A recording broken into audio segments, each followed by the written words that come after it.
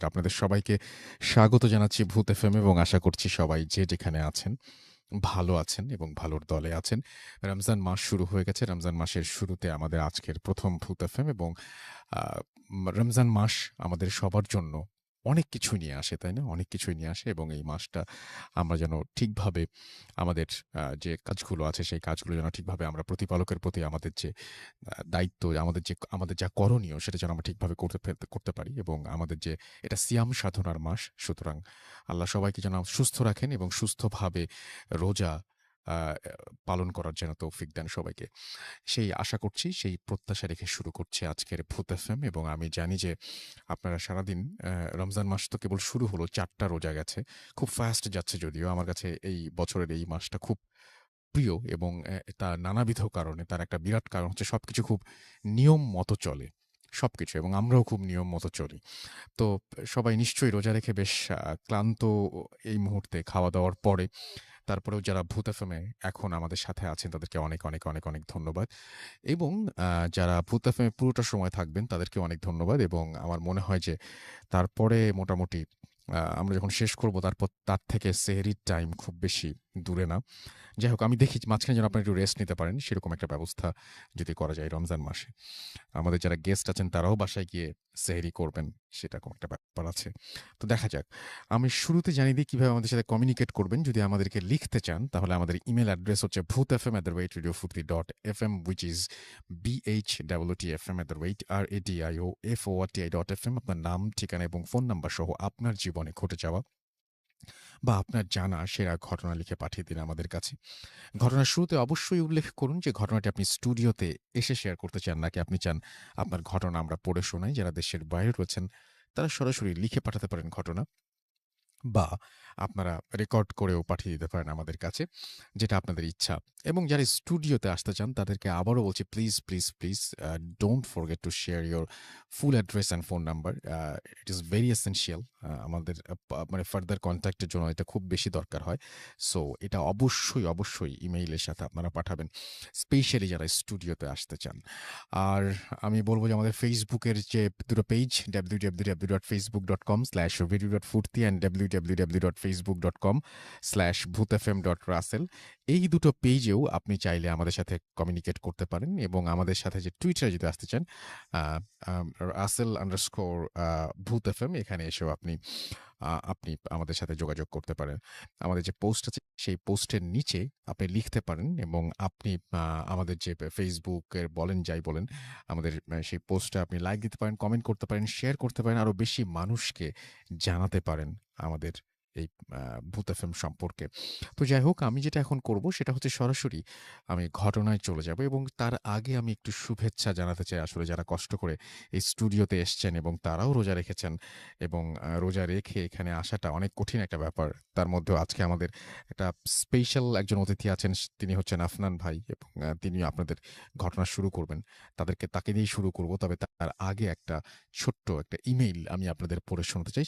ঠিক ছোটও না, বেশ মানে মোটামুটি মাঝারি ধরনের আরকি। আমি একটু পড়ে শোনাই আপনাদেরকে। যেভাবে লিখেছেন আমি সেভাবেই পড়ার চেষ্টা করছি। আশা করছি আপনাদের ভালো লাগবে। আসসালামু আলাইকুম রাসেল ভাই। আপনি সদা সর্বদা ভালোর দলে, তাই ভালো আছেন কিনা জিজ্ঞেস করলাম না। ভূত এফএমের সকল শ্রোতা বন্ধুদের সালাম জানিয়ে শুরু করছি। আমি সাবির উদ্দিন মণ্ডল, কলকাতা থেকে ৬০ কিলোমিটার দূরে কল্যাণীতে থাকি। অনেক দিন ধরে লিখব ভাবছি, উপযুক্ত সময়ের অভাবে লেখার সময় পাই না। তাই আজ আমার এটা প্রথম লেখা। দূরত্বের কারণে স্টুডিওতে আসা সম্ভব নয়, তাই ইমেইল করলাম। চাইলে পড়ে শোনাবার নিবেদন রইল। ভূত এফএমের সাথে অল্প কিছুদিনের সম্পর্কটা খুব গভীর হয়ে উঠেছে। আজকে যে ঘটনাটা বলবো সেটা হলো আমার ছোট মেসোর জীবনে ঘটা একটি দুঃসাহসিক ঘটনা। মেসো তখন পুলিশের অফিসার ইনচার্জ। মেসোর তখন বাঁকুড়াতে পোস্টিং। তারিখটা আনুমানিক ২ নভেম্বর 2018। মেশো তখন থানাতে বসে। হঠাৎ একটি খুনের কেস এলো। খুনটা দেখেই তার মাথায় হাত। এমন খুনের ঘটনা তার 10 বছরের চাকরি জীবনে এই প্রথম। 3 তলা বাড়ির ওপরের তলায় একা ছিলেন গৃহস্বামী। দেহ থেকে হাত পা মাথা কি যেন এদিক ওদিক করে ছড়িয়ে খেলা করেছে। মেঝেতে রক্তের বন্যা বয়ে গেছে। একমাত্র হাতির দ্বারাই এরকমভাবে মানুষ হত্যা করা সম্ভব, কিন্তু হাতি তো আর সিঁড়ি বেয়ে উপরে উঠতে পারবে না। তাহলে হুট করে খুলে গেল দরজাটা। বিভ্রান্তের মতো চোখ মুখে প্রবল আতঙ্কের ছাপ নিয়ে ঘরে ঢুকলেন এক মাঝবয়সী ভদ্রলোক। বললেন, বড়বাবু, বড়বাবু, আমাকে বাঁচান, নইলে আমাকেও প্রবালের মতো খুন হতে হবে। আমাকে বাঁচান স্যার। দারোগা সাহেব সোজা হয়ে বসলেন। প্রবাল মানে প্রবাল চক্রবর্তী, অর্থাৎ যে লোকটা কাল রাতে খুন হয়েছেন তা এতক্ষণে বুঝে গেছেন আমার অভিজ্ঞ মেশো মশাই। এবার মেশো একটু সোজা হয়ে বসলেন। মেশো ব্যস্ত হয়ে জিজ্ঞাসা করলেন, তা এই প্রবাল চক্রবর্তীকে আপনি আগে থেকে চিনতেন? উত্তর আসে, বিলক্ষণ স্যার। আমার নাম অনুপ ভট্টাচার্য, থাকে বিষ্ণুপুরে। মেশো আবার বললেন, তা আপনার মৃত্যুর ভয়ের কারণ কি? তিনি বললেন, শুনবেন, শুনবেন তাহলে। এবার অনুপ বাবু শোনাতে লাগলেন এক হাড় হিম করা কাহিনী। আমি আর প্রবাল দুজনেই ছিলাম অভয় আনন্দ জটাধারীর শিষ্য। গুরু সেবার উদ্দেশ্যে সেদিন গুরুদেবকে আমাদের বাড়ি নিয়ে আসি, আর সেটাই হলো আমার কাল। বাড়িতে এসেই গুরুদেবের নজরে পড়ল আমার 25 বছরের বয়সী সুন্দরী মেয়ে মেঘনার ওপরে। মেঘনা শিক্ষিতা, চাকরি করে। গুরুদেব বললেন, মেঘনাকে আমার চাই। তিনি তাকে তার ভৈরবী বানাবেন। প্রবালও এসেছিলেন সেই দিন গুরুদেবের সাথে। গুরুদেবের এই অন্যায় চাহিদার প্রতিবাদ করলেন তিনি।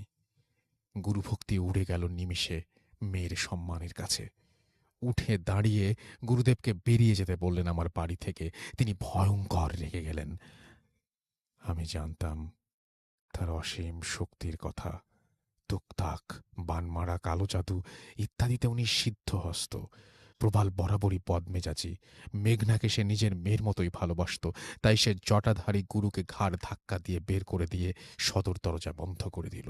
যাবার সময় জটাধারী সেই ভয়ঙ্কর রূপের কথা মনে করলে আজও আমার হাড় হিম হয়ে যায়।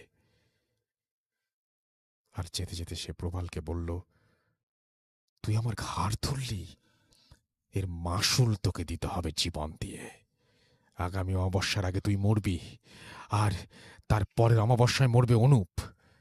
বলে চোখ থেকে আগুন ঝরাতে ঝরাতে চলে গেলেন জটাধারী শাস্ত্রী। উনি পিশাচ সিদ্ধ, বেতাল নামানোর কৌশল ওনার আয়ত্তে। অনুপ বলল, এই বেতালই খুন করেছে প্রবালকে, ও আমাকে মেরে ফেলবে। দারোগা সাহেব, আমাকে বাঁচান। কপালে চিন্তার ভাঁজ পড়ল মেশোর। এইসব কথা ওপরওয়ালারা স্যারদের জানালে হয়তো চাকরিটাই থাকবে না। তার নিজেরও যে বিশ্বাস হচ্ছে তা নয়। কিন্তু এইভাবে হয়তো মাথা মুন্ডু ছিঁড়ে খুন করা কোনো মানুষের পক্ষে অসম্ভব। এবার তিনি অনুপবাবুকে ব্যাপারটা একটু খুলে বলতে লাগলেন। আবার বলা শুরু করলেন, অনুপবাবু, অমাবস্যার রাতে বসে তান্ত্রিক চক্র একসাথে অনেকে গোল হয়ে চক্রাকারে বসে। আগুনে ঘি, কারংবাড়ি ইত্যাদি আহুতি দেয়। যজ্ঞের শেষ পর্বে কলসি থেকে মন্ত্রপুত জল ধীরে ধীরে ঢেলে দেয়া হয় যজ্ঞকুণ্ডে। সেই সাথে যে কারণে বেতালকে আহ্বান করা হচ্ছে সেই আদেশ উচ্চারণ করা হয় বারে বারে। অগ্নিকুণ্ড থেকে ধোঁয়ার কুণ্ডলী পাক দিয়ে উঠলে ক্রমে সেই কুণ্ডলী আকার নেয় বিশাল আকারের দানবের।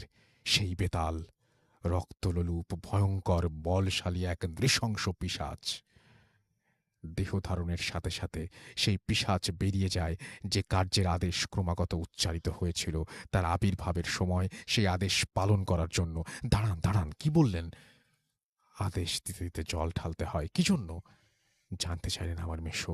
অনুপ বললেন, বিনা আদেশে বেতালকে আহ্বান করলে অথবা আদেশ বিলম্বিত হলে যিনি বেতালকে ডাকবেন তার সর্বনাশ। বেতাল ক্রুদ্ধ আক্রোশে ঝাঁপিয়ে পড়বেন তার উপরে, টুকরো টুকরো করে ফেলবেন তার শরীর। তারপর তার শক্ত পান করে বেতাল তৃষ্ণা মিটিয়ে বিদায় নিবে। ঠোঁটের কোণায় একটু হাসি খেলে গেল আমার মেসোর মুখে। বললেন, কোথায় সেই চক্র? আমাদের নিয়ে যেতে পারেন? কথা দিচ্ছি, এই বেতাল আপনার কোনো ক্ষতি করতে পারবে না। ভদ্রলোক ঘাড় নেড়ে সম্মতি জানালেন। তারপর এলো সেই দিন, সেই অমাবস্যার রাত। একটা পুলিশের জিপ ছুটে চলেছে কাঁচা রাস্তার ওপর দিয়ে। রায়দিঘির কাছে জঙ্গলের মধ্যে এক শ্মশান, এখানে জটাধারী তান্ত্রিকের ডেরা। সেখানে বসবে 1 কিলোমিটার আগে জিপ দাঁড় করিয়ে বাকি পথটা হেঁটে এলো পুলিশের দল। দূরে দেখা যাচ্ছে শুরু হয়ে গেছে চক্র। চক্রের ঠিক মাঝে বসে আছেন এক ভীষণ দর্শন কাপালি। অনুপবাবু ফিসফিস করে বললেন, এটাই সেই জটাধারী কাপালি। অমাবস্যার সেই ছাপ ছাপ অন্ধকার যেন গলা টিপে ধরেছে। এভাবে কেটে গেল অনেকক্ষণ। আমার মেসো ঘড়ি দেখলেন, 11:25, 15 মিনিট। হঠাৎ সেই কাপালি হাত দিয়ে বাড়িয়ে কি যেন চাইলেন। ছোকরা তান্ত্রিক কি যেন একটা হাতে তুলে দিল, একটা মাটির কলসি। পাশে মনে হলো অনুপবাবু যেন বসে পড়লেন হাঁটু গেড়ে। উনি বুঝে গেছেন ওনার মৃত্যু আসন্ন। মেশো খাপ থেকে রিভলভারটা বের করে মুখে সাইলেন্সার লাগিয়ে নিলেন। কাপালি কলসিটা নিয়ে এবার ঠিক যজ্ঞকুণ্ডের ওপরে। আর তখনই অব্যর্থ নিশানায় মেশোর রিভলভার ছুটে গেল। একটি বুলেট সেই কলসিকে লোক করে ভেঙে চুরমার হয়ে গেল কলসি। জল ছড়িয়ে পড়ল যজ্ঞকুণ্ডের ওপর এদিক সেদিকে। ওপরে উঠে লাগলো ধোয়ার কুণ্ডলী, সৃষ্টি হতে লাগলো আদেশহীন বেতালের। কাপালি হতভম্ব। অন্য সব কাপালিরা যেদিকে ছুটে পালাচ্ছে, আমার মেসো সদল বলে ছুটছে জিপের দিকে। পেছনে শোনা যেতে লাগলো জটাধারী কাপালির তীব্র আর্তনাদ। আর সেই এক অপার্থিব ক্রুদ্ধ গর্জন। আকাশ বাতাস বিদীর্ণ হতে লাগলো। স্রষ্টার সৃষ্টির আর্তনাদ, ক্রুদ্ধহীন কান্না। পরদিন সকালে থানায় বসে আমার মেসো খবরটি পড়লেন। ঠিক যেন এই খবরটির জন্য অপেক্ষা করছিলেন। কোনো এক অমিত বনশালীর রহস্যময় আততায়ী হাতে তান্ত্রিকের মৃত্যু। তান্ত্রিকের শরীর টুকরো টুকরো করে ছিঁড়ে ফেলা হয়েছে। সেই মৃতদেহ থেকে সব রক্ত শুষে নেওয়া হয়েছে। তদন্ত চলছে। মেসো কাগজ ভাঁজ করে মুচকি হাসলেন। এই ঘটনাটা পড়ার পরে আমার যেটা মনে হয়েছিল যে এটা একটা গল্পের মতো, এবং আমি আবারও কন্ট্যাক্ট করেছিলাম আমাদের যিনি পাঠিয়েছেন তার কাছে, এবং তিনি আমাদেরকে আবারও নিশ্চিত করেছেন যে এই ঘটনাটি সত্যি। এখন পুরোপুরি তিনি জানেন আর আপনারা জানেন এই ঘটনাটা কতটা সত্যি। তবে ঘটনাটা পড়তে একেবারেই গল্পের মতো লেগেছে আমার কাছে, এবং আমি যতবারই পড়েছি ততবারই আমার কাছে মনে হয়েছে এটা ঘটনার চেয়েই গল্প বলাটাই বেটার। তারপরেও এই ঘটনাটা যদি সত্যি ঘটে থাকে তাহলে এটা ভয়ঙ্কর।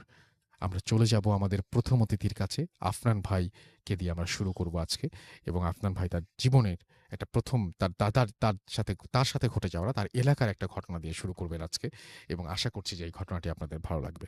আফনান ভাই, আসসালামু আলাইকুম। প্রথমে আপনাকে ধন্যবাদ এই রোজা রেখে কষ্ট করে আবারও আমাদের স্টুডিওতে হাজির হওয়ার জন্য। ওয়ালাইকুম আসসালাম। আপনাকেও ধন্যবাদ রাসেল ভাই আমাকে ইনভাইট করার জন্য। Most welcome. আসলে আ প্রায় ২ মাস আসা হয় না। হুম। তা সবসময়ই আসলে মনে হয় যে আসবো। আসলে সময়টা মেলানো একটু কঠিন হয়ে কঠিন যায়। হয়ে যায়। আর তারপরে তো কাজ থাকে। আমি জানি আপনি খুব ব্যক্তিগত একটা কাজে মানে ব্যস্ত ছিলেন। জি। সেটা আমি জানি। তো যাই হোক আল্লাহর অশেষ রহমতে আসতে পেরেছি। এজন্য আলহামদুলিল্লাহ। তো রাসেল ভাই আজকে আমি আমাদের রাজবাড়ী জেলার একটা ঘটনা শেয়ার করব। তো ঘটনাটি আসলে আমার বাসার খুব কাছেই। মানে হুম, একদম হুম, মানে খুব কাছাকাছি মানে ঘটনা আরকি। হুম, খুব বেশি দূরেও নয়। এজন্য ঘটনাটি সংগ্রহ করতে আমার বেশি বেগ পেতে হয়নি। হুম, তো হুম। ঘটনাটি রাসেল ভাই ঘটেছিল ১৯৮৭ সালে ৮৬ বা ৮৭ সালের দিকের ঘটনা এটা। তো ঘটনাটি যার সঙ্গে ঘটেছিল উনার নাম হচ্ছে নিতাই। আচ্ছা, আর উনি পেশায় ছিলেন একজন ডোম। আচ্ছা। রাজবাড়ী জেলার মানে আ স্টেশন থেকে একটু সামান্য একটু দূরেই ০.৫ কিলোমিটার দূরে সুইপার কলোনি রয়েছে। এখনো আছে সেখানে। হুম, হুম, অনেক সুইপাররা সেখানে বসবাস করেন। তো সুইপারদের মধ্যে কিছু আছে এই ডোম পেশার সাথে নিজেদেরকে নিয়োজিত রেখেছেন। তো ওখানে অনেক প্রবীণ একজন ডোম ছিল, তার নাম ছিল নিতাই। আচ্ছা। তো উনি বেশ মানে খুব দক্ষ একজন ডোম ছিলেন। মানে খুব দক্ষতার সাথে উনি অনেক পোস্টমর্টেম গুলো করতে পারতেন। হুম, হুম। এইজন্য স্পর্শকাতর যেই লাশগুলো আসতো, হুম, হুম। সেগুলো সাধারণত তাকে দিয়েই কাটা হতো। এবং উনার আরেকটা বৈশিষ্ট্য ছিল, সাধারণত আমরা জানি যারা ডোম, হুম, তারা যখন লাশ কাটার সময় কিন্তু তারা একটু মানে আ একটু ড্রিংকস করে নেন আরকি। হুম, এটা হুম। আমরা মোটামুটি সবাই জানি। কিন্তু উনার বিষয়টা ছিল ভিন্ন। উনি লাশ কাটার সময় কখনো কোনো ড্রিংকস করতেন না। আচ্ছা। এবং যার কারণে উনি অত্যন্ত মানে ঠান্ডা মাথায় এই কাজটা করতে পারতেন। এজন্য উনার মানে হাতের কাজটা ছিল অসাধারণ। এজন্য অনেক স্পর্শকাতর মামলাগুলোর পোস্টমর্টেমগুলো উনাকে দিয়ে করানো হতো। যাই হোক রাসেল ভাই, ওই যে সময়টাতে এই ঘটনা ঘটেছিল, সেই সময়টা তো আমি বললাম ৮৬-৮৭ সালের হুম, দিকে। হুম। এক্সাক্ট বলা মুশকিল ৮৬ বা ৮৭ এরকম বলতে পারছি না। তো ওই সময়টা ছিল মানে দুর্গাপূজার সময়। আচ্ছা। প্রথমত ওই দিনটা ছিল শুক্রবার। আবার ছিল ওই দিন হলো বিজয়া দশমীর দিন। যেদিন দুর্গাপূজার শেষ দিকে মানে চলে আসে আরকি প্রায়। তো ওই সময়ে হুম, হুম। রাজবাড়ী রেলওয়ে স্টেশনে রাত ১০ টার দিকে একটি লাশ পাওয়া যায় আচ্ছা। এবং সবার চোখের সামনেই ওই লোকটি মারা যায়। প্রত্যক্ষদর্শীরা জানায় যে রাত ১০ টার দিকে ওই সময় উনি মানে চাদর মুড়ি দিয়ে শুয়েছিলেন এবং ওই লোকটা একটু তান্ত্রিক গোছের, কেমন একটু ওই যে কবিরাজ টাইপের মনে হয় এরকম আরকি। কয়েকদিন উনাকে স্টেশনে দেখা গিয়েছিল আরকি। হুম, তো হুম। হঠাৎ করে উনি চিৎকার চেঁচামেচি শুরু করেন এবং ছটফট করতে থাকেন। মানে প্রচণ্ড শব্দে আর্তনাদ শুরু করেন। সবাই উনার কাছে যায়। চাদর ওটা যখন সরায় উনার শরীরের উপর থেকে, তখন দেখে যে উনি প্রচণ্ড শব্দে হাত পা ছোড়াছুড়ি করতেছেন এবং কিছুক্ষণের মধ্যেই উনি মারা যান। এবং মারা যাওয়ার সাথে রাসেল ভাই একটা বিষয় সবাই খেয়াল করেন যে উনার দুটো চোখ, মানে চোখ আমরা যে আইবল বলি আরকি, হুম, যেটা হুম। আমরা হুম, চোখ হুম। বন্ধ করলেও যে চোখটা আমাদের ফুলে থাকে, কিন্তু চোখ যদি আমাদের না থাকে তাহলে কিন্তু সেখানে গর্ত হয়ে থাকবে। ট্রু। তো সবাই দেখে যে তার চোখ ছিল কিছুক্ষণ আগে। হঠাৎ করে মনে হলো মানে অদৃশ্যভাবে উনার চোখ দুটো গায়েব হয়ে গেছে হুম, হুম। এবং ওখানে বিশাল গর্ত সৃষ্টি হয়ে গেছে। সবাই তো অবাক যে একটু আগে দেখলাম চোখ কোথায় গেল? তো যাই হোক রাসেল ভাই, সবার কাছে একটু অবাক লাগে এবং তখনই রাজবাড়ী জেলার যেই জিআরপি পুলিশ ছিল, তারা রাজবাড়ী সদর থানায় যোগাযোগ করে। তো সদর থানা থেকে যখন পুলিশ আসে, পুলিশ এসে বলল যে, এটা তো মনে হচ্ছে, দেখে বোঝা যাচ্ছে এটা অস্বাভাবিক মৃত্যু। তো ডোমকে ডাকা হবে আরকি লাশ কাটার জন্য। তো রাসেল ভাই ওই রাজবাড়ী রেলওয়ে স্টেশনের ঠিক কাছেই, মানে হয়তোবা ০.৫ কিলোমিটারও না, এতটুকু দূরেই কিন্তু একটা লাশ কাটা ঘর রয়েছে। হুম, হুম। তো এখন রাসেল ভাই সাধারণত নিতাই ডোম খুব স্পর্শকাতর বিষয়গুলো হ্যান্ডেল করতো তো। হুম, হুম। তো ওই সময় যেহেতু হিন্দুদের একটা দুর্গাপূজার উৎসব চলছিল, অন্যান্য ডোমরাও ওই সময়ে পাওয়া যাচ্ছিল না তাদেরকে। আর ওই সময় তো মোবাইল ফোনও ছিল না যে তাদেরকে ফোনে কনট্যাক্ট করে নিয়ে আসা হবে।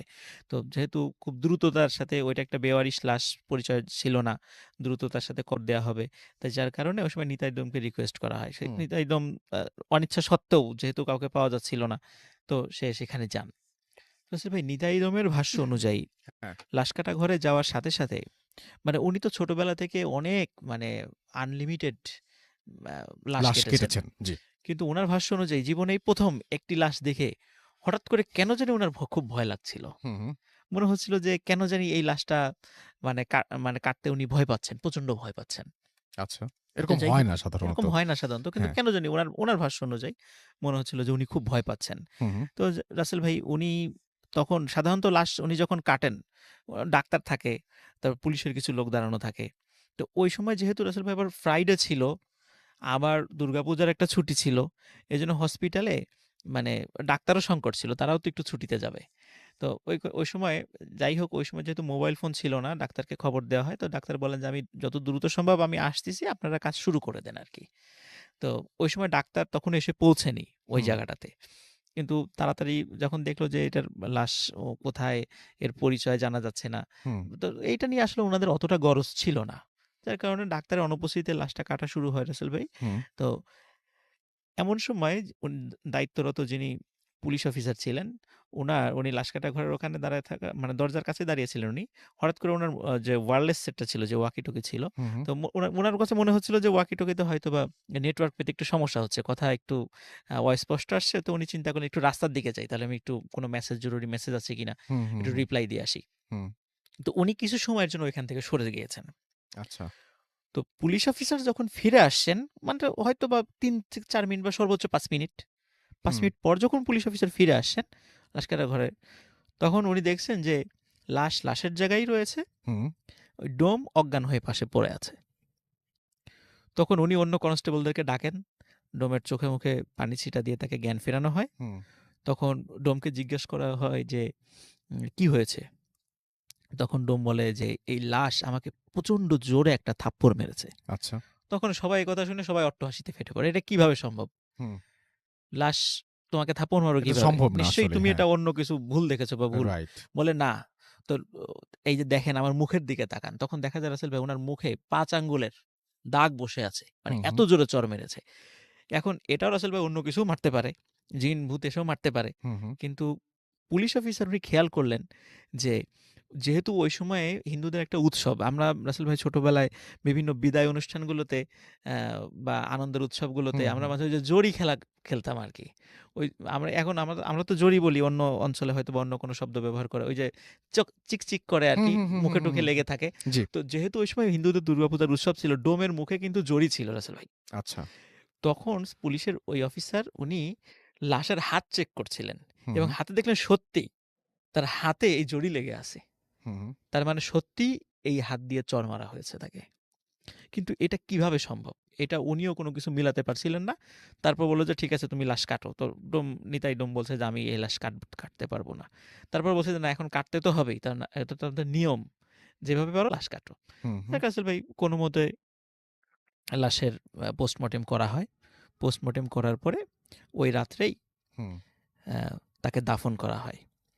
এখন রাসেল ভাই যে জায়গাটাতে দাফন করা হয়েছে, আমি ওই জায়গা সম্পর্কে এর আগেও আ বেশ কয়েকবার হুম, স্টোরি হুম, বলেছিলাম। সেটা হলো রাজবাড়ী জেলার এই লোকশেড নামক একটা জায়গায়। হুম, হুম, ওখানে পাশাপাশি ২ টো কবরস্থান আছে। একটা কবরস্থান হলো বেওয়ারিশ মুসলিম লাশদের, যারা মুসলিম আরকি তাদের কবর কবর দেওয়ার জন্য। হুম, আর আরেকটা পাশে আরেকটা জায়গা আছে সেটা সাধারণত মানে হিন্দুদের মধ্যে নিম্ন বর্ণের লোক যারা হুম, আছেন তাদেরকে ওখানে কবর দেওয়া হয় আরকি। এই ২ টা পাশ আছে হুম, ওই জায়গাটাতে। এবং এই ২ টা এই জায়গাটা আমাদের রাজবাড়ীতে বেশ হন্টেড জায়গা হিসেবে পরিচিত, যেটা আমি এর আগেও অনেকবার বলেছি আরকি।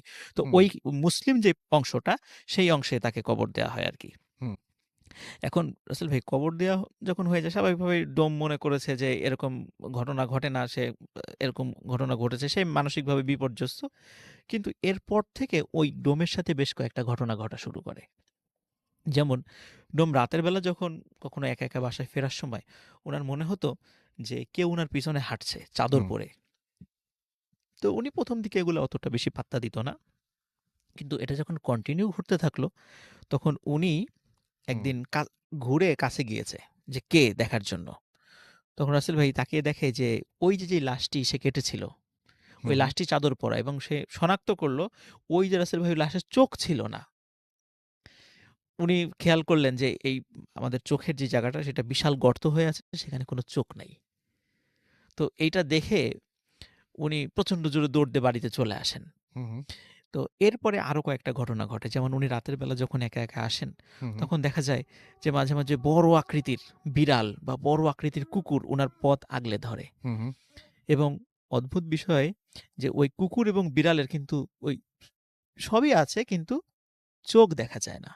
আচ্ছা। মনে হয় চোখ নাই, ওই চোখ দুটো কেউ খুবলে উঠে নিয়েছে। তো বাইরের এই ঘটনাগুলো যখন রাসেল ভাই মানে আ ঘটা শুরু করেছিল, তখন উনি এরপর থেকে কি হতো, উনি যখন রাতের বেলা কখনো একা, একা আসতেন না, লোক সাথে নিয়ে আসতেন। হুম, একটু ভয় মানে উনি ভয় পাওয়া শুরু করেন আরকি। তো তখন বাইরের এই ঘটনা যখন বন্ধ হয়ে গেল, তখন রাসেল ভাই উনার ঘরেই ঘটনা ঘটা শুরু করল। কারণ উনি বিপন্নিক ছিলেন। কারণ বেশ হুম, অনেক বয়স্ক ছিল, উনার ওয়াইফ মারা গেছিলেন আগেই। তো উনি রাতের বেলা ফিল করতেন যে কে যেন উনার পাশে শুয়ে আছে। আচ্ছা। এবং উনি যখনই পাশে তাকাতেন, তখন দেখতেন যে ওই সেই লাশটা উনার পাশে শুয়ে আছে। হুম, হুম, এবং লাশটা হাত দিয়ে খপ করে উনার হাতটা চেপে ধরত। এবং উনি অনেক চিৎকার চেঁচামেচি করত। আশেপাশের লোকজন যখন চলে আসতো তখন দেখা যেত ওখানে কিছুই নাই। তো এই ধরনের ঘটনা রাসেল ভাই উনার সাথে প্রায়শই ঘটছিল। হুম, হুম, তো এইটা উনার সাথে ঘটছিল। ওদিকে রাসেল ভাই আরেকটা ঘটনা ঘটে। মানে এখানেই শেষ না। ওই যেই স্থানটাতে কবর দেয়া হয়েছে, হুম, হুম। কবর দেয়ার ১ম মানে যেই রাত্রে কবর দেয়া হলো তার পরের দিন থেকে আরেকটা ঘটনা ঘটা শুরু করে। ওখানকার যারা লোকজন আছে কবরস্থানের পাশে তারা বলেছে সেটা। সেটা হচ্ছে যে কবর দেয়ার পরেই প্রতি রাত্রে ওই কবরস্থান থেকে প্রচণ্ড জোরে চিৎকার এবং চেঁচামেচির আওয়াজ আসতো। আচ্ছা। তো উনারা যখন আলো নিয়ে যেতেন যে কি হয়েছে, এখানে কে আছে, তখন আর কোনো শব্দ পাওয়া যেত না। হুম, হুম। তো এই ধরনের ঘটনা রাসেল ভাই ৩ দিন ঘটেছিল। আচ্ছা। ৩ দিন পরে আর ঘটে নাই। ৩ দিন এই ধরনের ঘটনা ঘটেছিল। হুম, রাসেল ভাই ওই নিতাই যে ডোম, হুম, হুম। উনি এরপরে মাঝে, মাঝে রাত্রে স্বপ্ন দেখা শুরু করেন।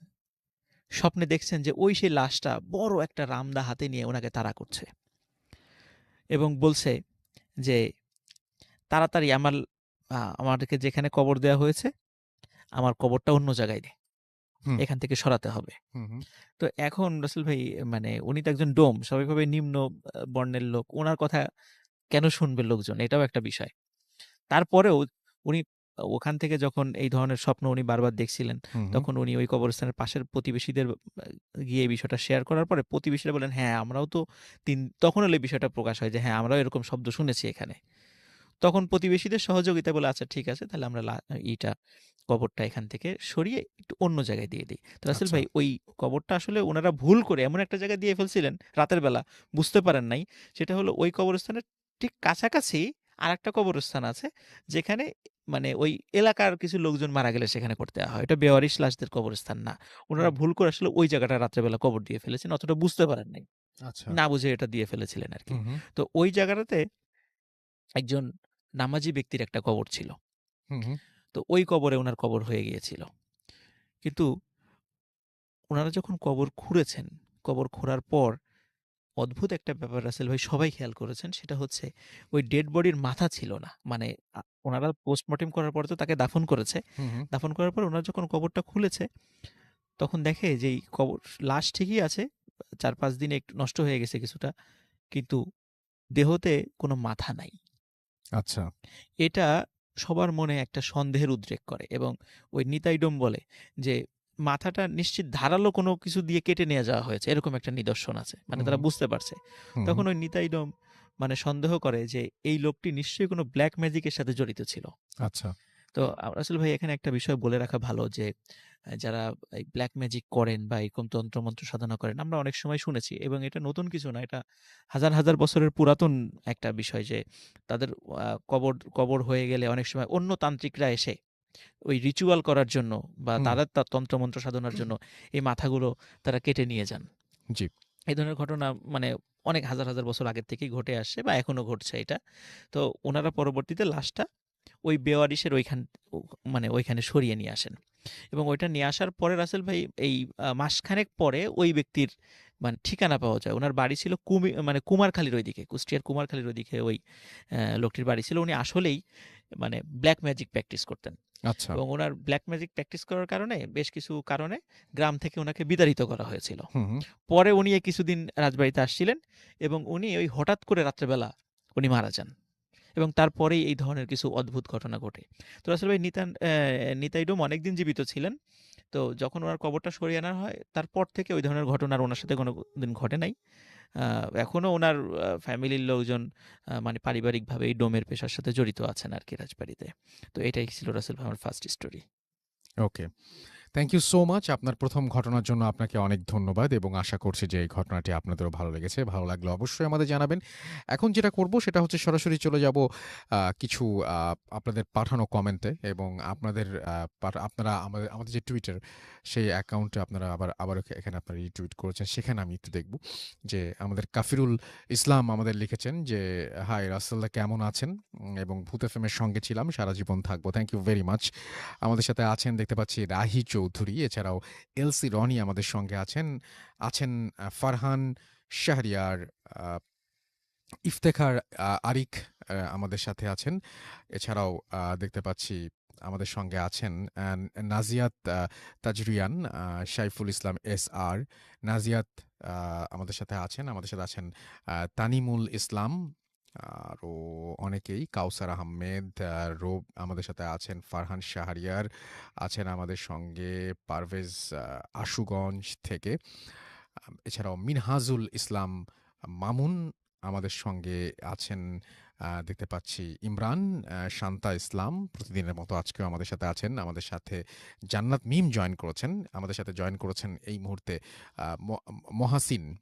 ওকে, এবং খুব ভয় লাগছে তিনি সেটা জানিয়েছেন।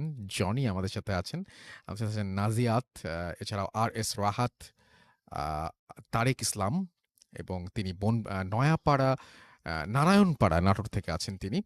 ইফতেখার আরিক রিফাত, এবং আমাদের সঙ্গে আরও অনেকেই দেখতে পাচ্ছি আছেন এখানে। অনেকে অ্যাপ দিয়ে শুনছেন, যেমন বিশাল বৈরাগী রাজভীর, তিনি অ্যাপ দিয়ে শুনছেন এই মুহূর্তে আমাদের সঙ্গে।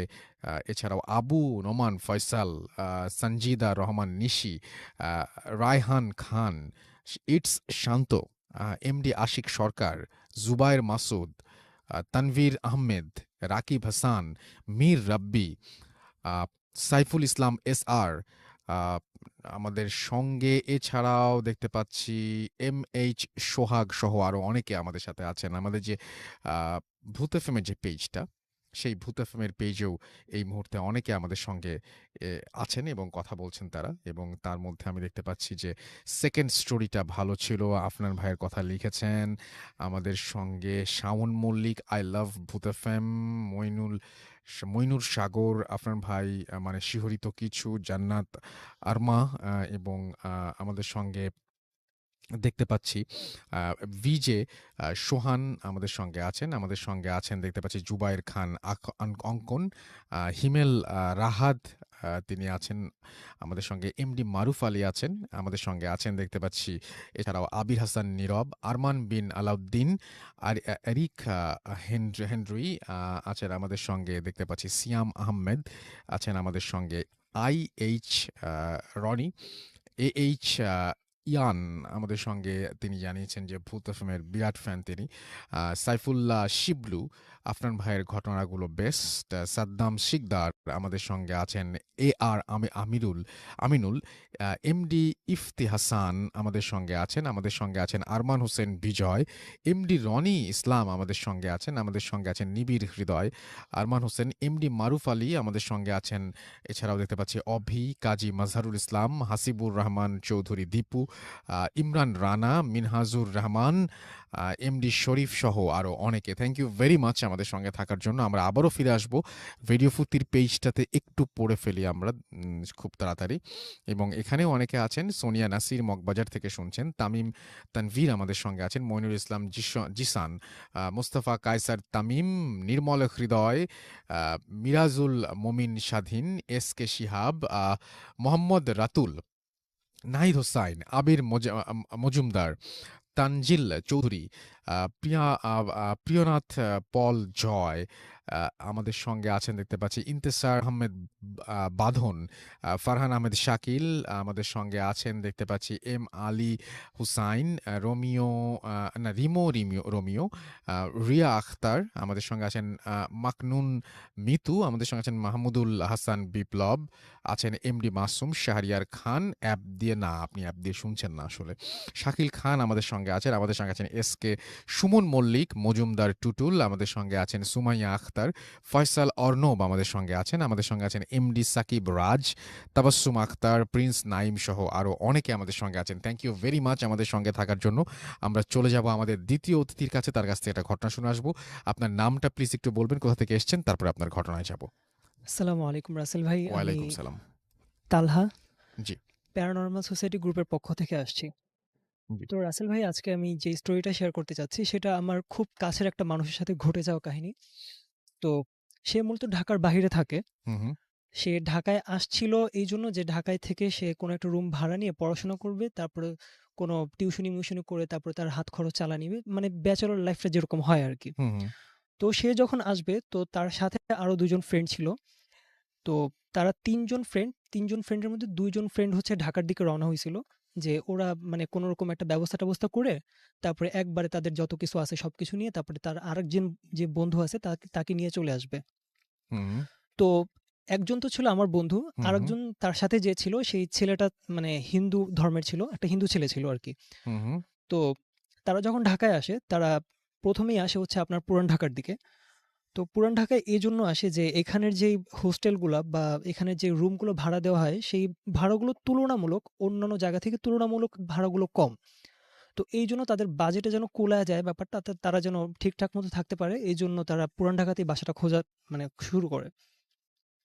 তো পুরান ঢাকায় আসার পর তারা বিভিন্ন জায়গায় এরকম বাসা খোঁজাখুঁজির পর তারা সারাদিন না পেয়ে মানে পায় নাই বিভিন্ন কারণে। হয়তো তাদের বাজেটে কুলায় নাই বা অনেকে নিতে চাচ্ছিল না ৩ জন বলে। হ্যাঁ? তারা ৩ জন একটা রুমে থাকতে চাচ্ছিল। এরকম বিভিন্ন ঝাই-ঝামেলার কারণে তারা থাকতে পারে নাই কোথাও। আচ্ছা। কনফার্ম করতে পারেনি। তো সারাদিন ঘোরাঘুরির পর সন্ধ্যার দিকে তারা একটা বাসার নিচ দিয়ে যাচ্ছিল। তো সেই বাসার নিচে যে দারোয়ান ছিল, সেই দারোয়ানকে মানে তারা একটু ভদ্রভাবে জিজ্ঞাসা করছে যে, "আচ্ছা চাচা, এই আশেপাশে আপনার জানা মতে কোনো হোস্টেল বা ব্যাচেলর ভাড়া দেয় এরকম কোনো বাড়ি আছে কিনা?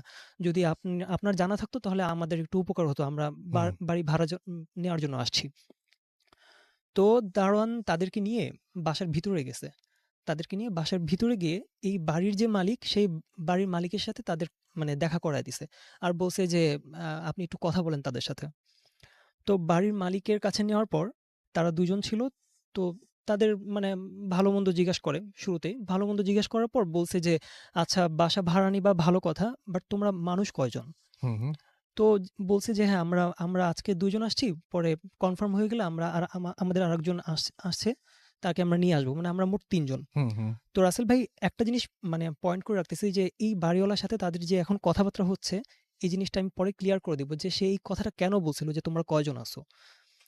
আচ্ছা, তো তাদেরকে বলছে যে, "ঠিক আছে তোমরা যদি থাকতে চাও তাহলে কোনো সমস্যা নাই।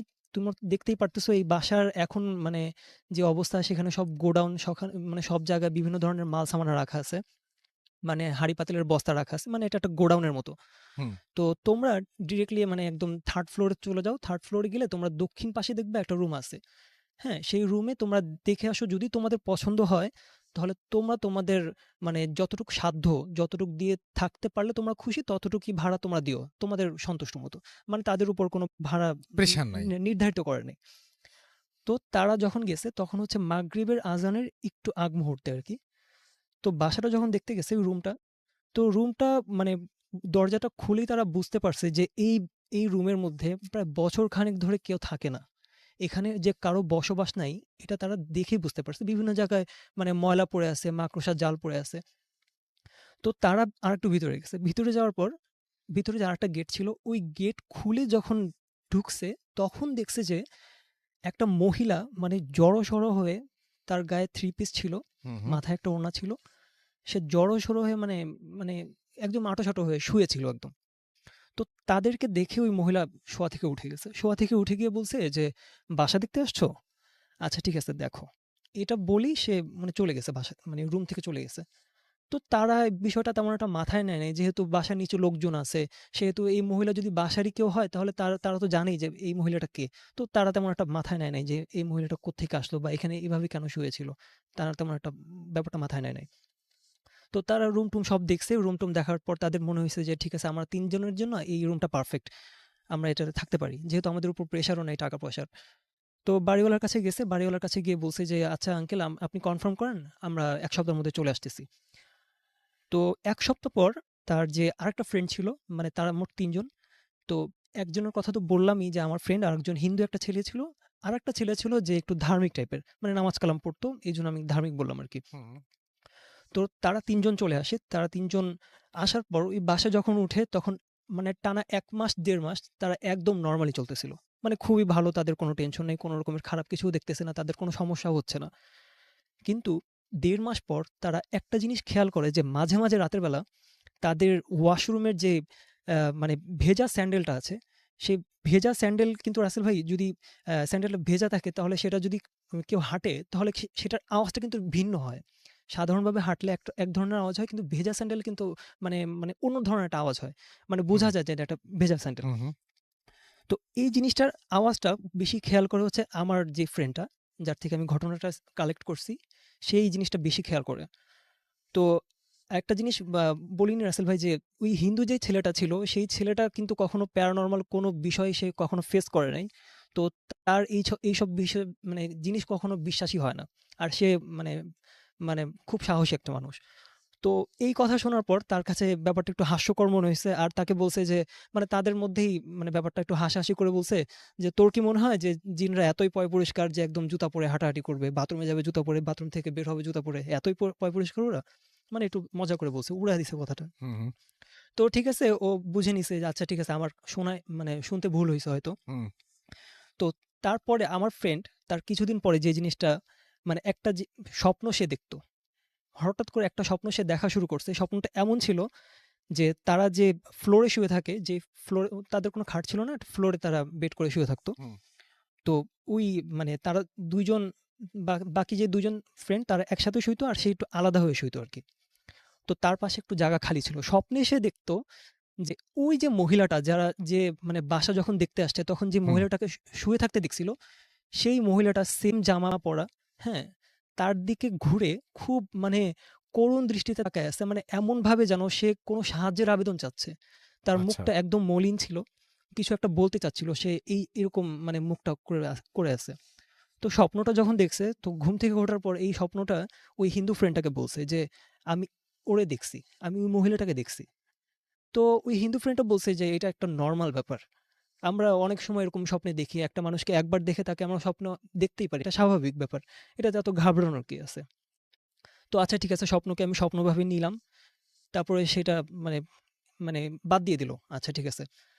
তো কিন্তু 2nd দিনই ভাই একদম মানে একদম পরের দিনই সে সেম জিনিসটা আবার দেখল।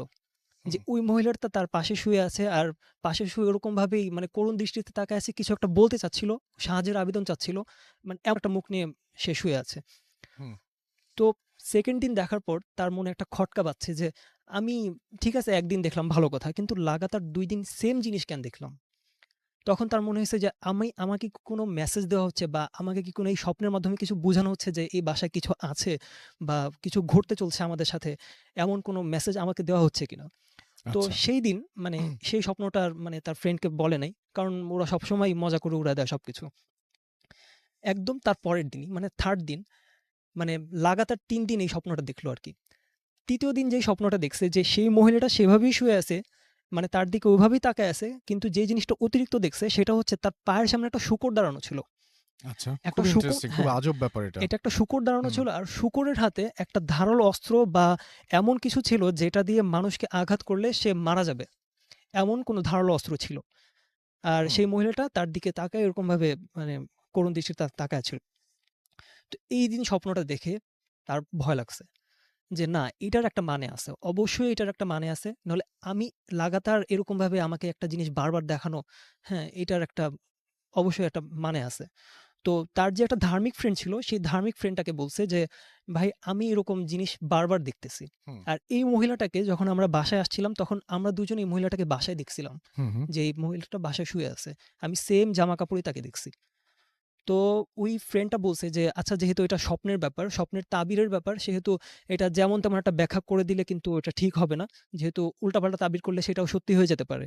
তো এমন কাউকে জিজ্ঞাসা করব যে স্বপ্নের তাবিরের ব্যাপারে খুব অভিজ্ঞ, এমন কোনো হুজুরের কাছে গিয়ে তারপরে সেটা আমরা তার কাছে যদি জানাই তাহলে সে যেটা বলবে সেই অনুযায়ী আমরা চলতে পারবো। সেটা হুম, আমাদের জন্য ভালো হবে।" হুম, হুম, তো তখন তারা হয়তো কাউকে পায়নি এরকমভাবে, তো সেটা শেয়ার করা হয় নাই অল্প সময়ের মধ্যে। তো কিছুদিনের মধ্যে মানে তারা হোস্টেলটা মানে ছুটিতে পায়, একটা ছুটিতে তারা হোস্টেলটা ছেড়ে যার যার বাসায় চলে যায়। যার যার বাসায় চলে যাওয়ার পর যখন তাদের ছুটিটা শেষ হয়, তখন ওই যে তাদের হিন্দু একটা ফ্রেন্ড ছিল তাদের মধ্যে, সেই হিন্দু ফ্রেন্ডটা মানে একদিন আগে চলে আসে। হুম, হুম, তাদের একদিন আগে চলে আসে হয়তো টিকিটের কোনো সমস্যার কারণে বা যে কোনো একটা সমস্যার কারণে। বাকি ২ জন একটু পরে লেট করে আসে। বাকি সে একদিন আগে চলে আসে। হুম, তো হোস্টেলে চলে আসার পর বা তার রুমে চলে আসার পর সে রুম-টুম গোছগাছ করে তারপরে নিজের মতো কাজ করতেছিল। সন্ধ্যার দিকে সে পড়তেছিল। তার পড়ার টেবিলে পড়তেছিল। হুম, সে খেয়াল করছে যে তার রুমে কেউ আলতো করে নক করতেছে। তার রুমের গেটে কেউ নক করতেছে। তো স্বাভাবিক সে গেল। হুম, যে কেউ নক করতেই পারে। বাসায় যদিও কেউ না, হয়তো দারোয়ান হতে পারে, বাড়িওয়ালা হতে পারে। হুম, যদিও এখানে কেউ থাকে না, বাট হতে পারে কেউ। তো নরমালি ব্যাপারটা নিয়ে সে গেটের সামনে গেল। গেট খুলে যেটা দেখলো, সেই মহিলা যেই মহিলাকে সে মানে বাসায় যেদিন ঢুকছিল, সে যেই মহিলাকে শুয়ে থাকতে দেখছিল, এটাই সেই মহিলা। সেই মহিলা এসে তার কাছে মানে কান্না করে বলতেছে যে, "বাবা আমার ছেলে এখনো বাসায় আসে নাই, ও এখন বাসায় আসতেছে না, ওর একটু খুঁজে বের করো। হুম, ওর একটু খুঁজে বের করো।" এটা বলেই ওই মহিলা সিঁড়ি দিয়ে নিচে দৌড় দিছে। আচ্ছা। তো ওই ছেলেটা মানে কোনো কিছু চিন্তা করে নাই যে আমি কি যাবো নাকি যাবো না, বা এই মহিলাটাকে আমার ফ্রেন্ড স্বপ্ন দেখছে। সেদিনও আমি দেখলাম মানে তার ভিতরে ওই প্রশ্নগুলোর থেকে বেশি আসতেছিল যে মানবতার খাতিরে আমি চলে যাই।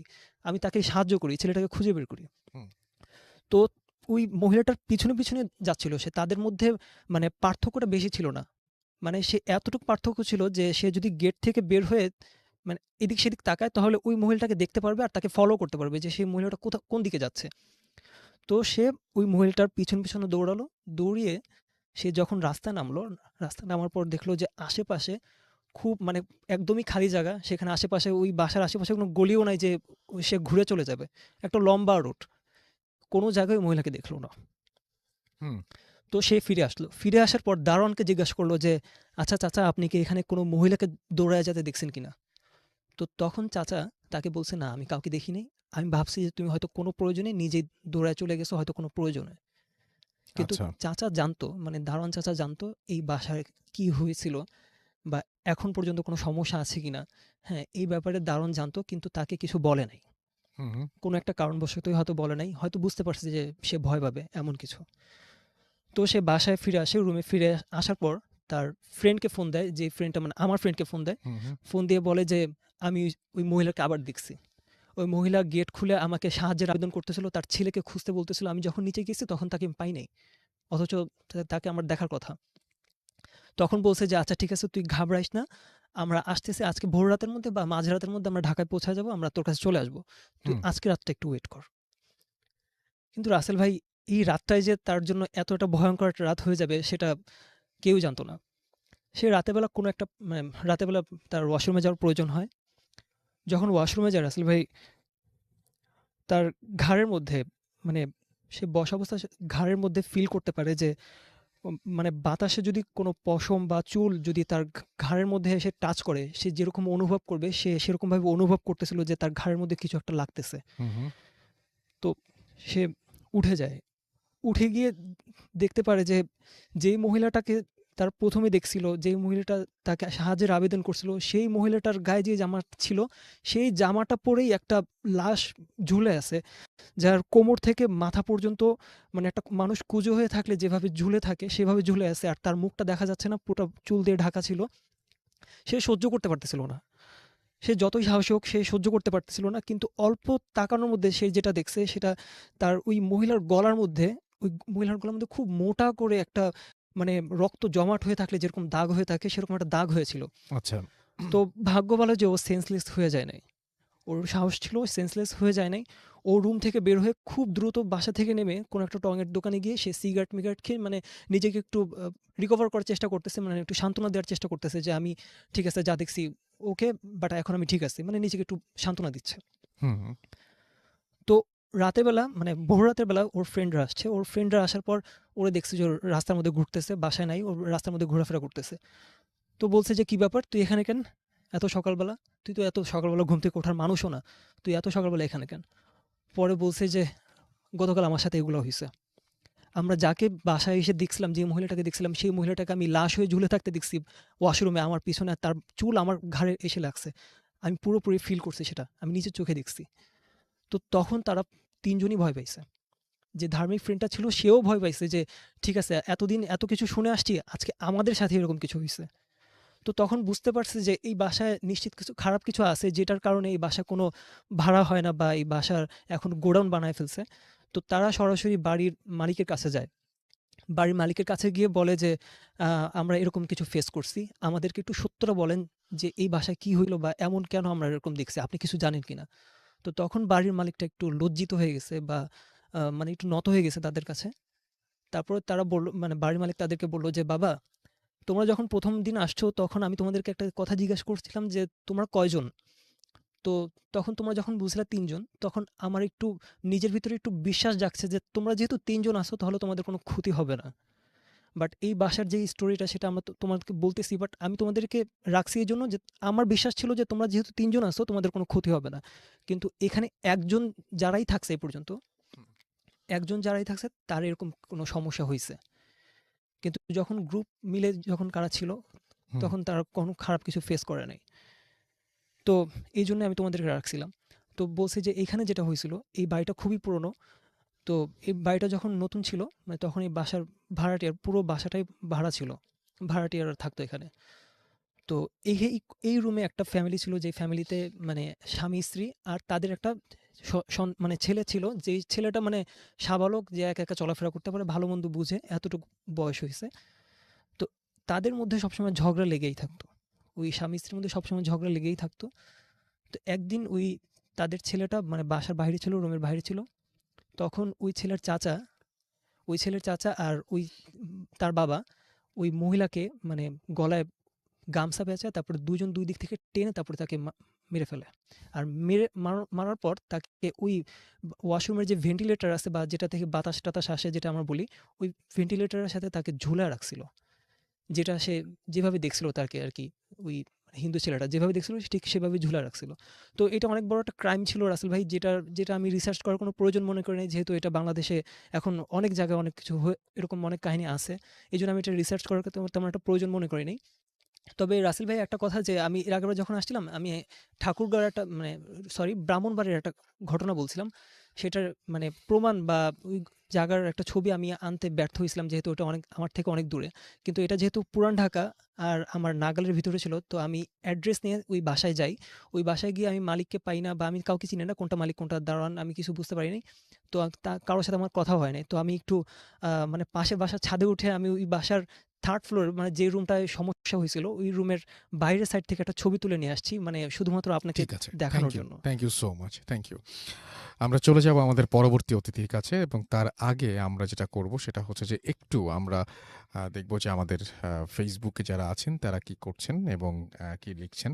এসকে সুমন মল্লিক, তিতাস আমাদের সঙ্গে আছেন। এটা রিয়েল আইডি কিনা জিজ্ঞেস করেছেন। আমি যে লিঙ্কটা বলি সেই লিঙ্কটা যদি আপনারা ফলো করেন তাহলে অন্য কোনো পেজে গিয়ে ল্যান্ড করার কোনো পসিবিলিটি নাই, which is www.facebook.com/radio.furti and www.facebook.com/bhutfm.russell।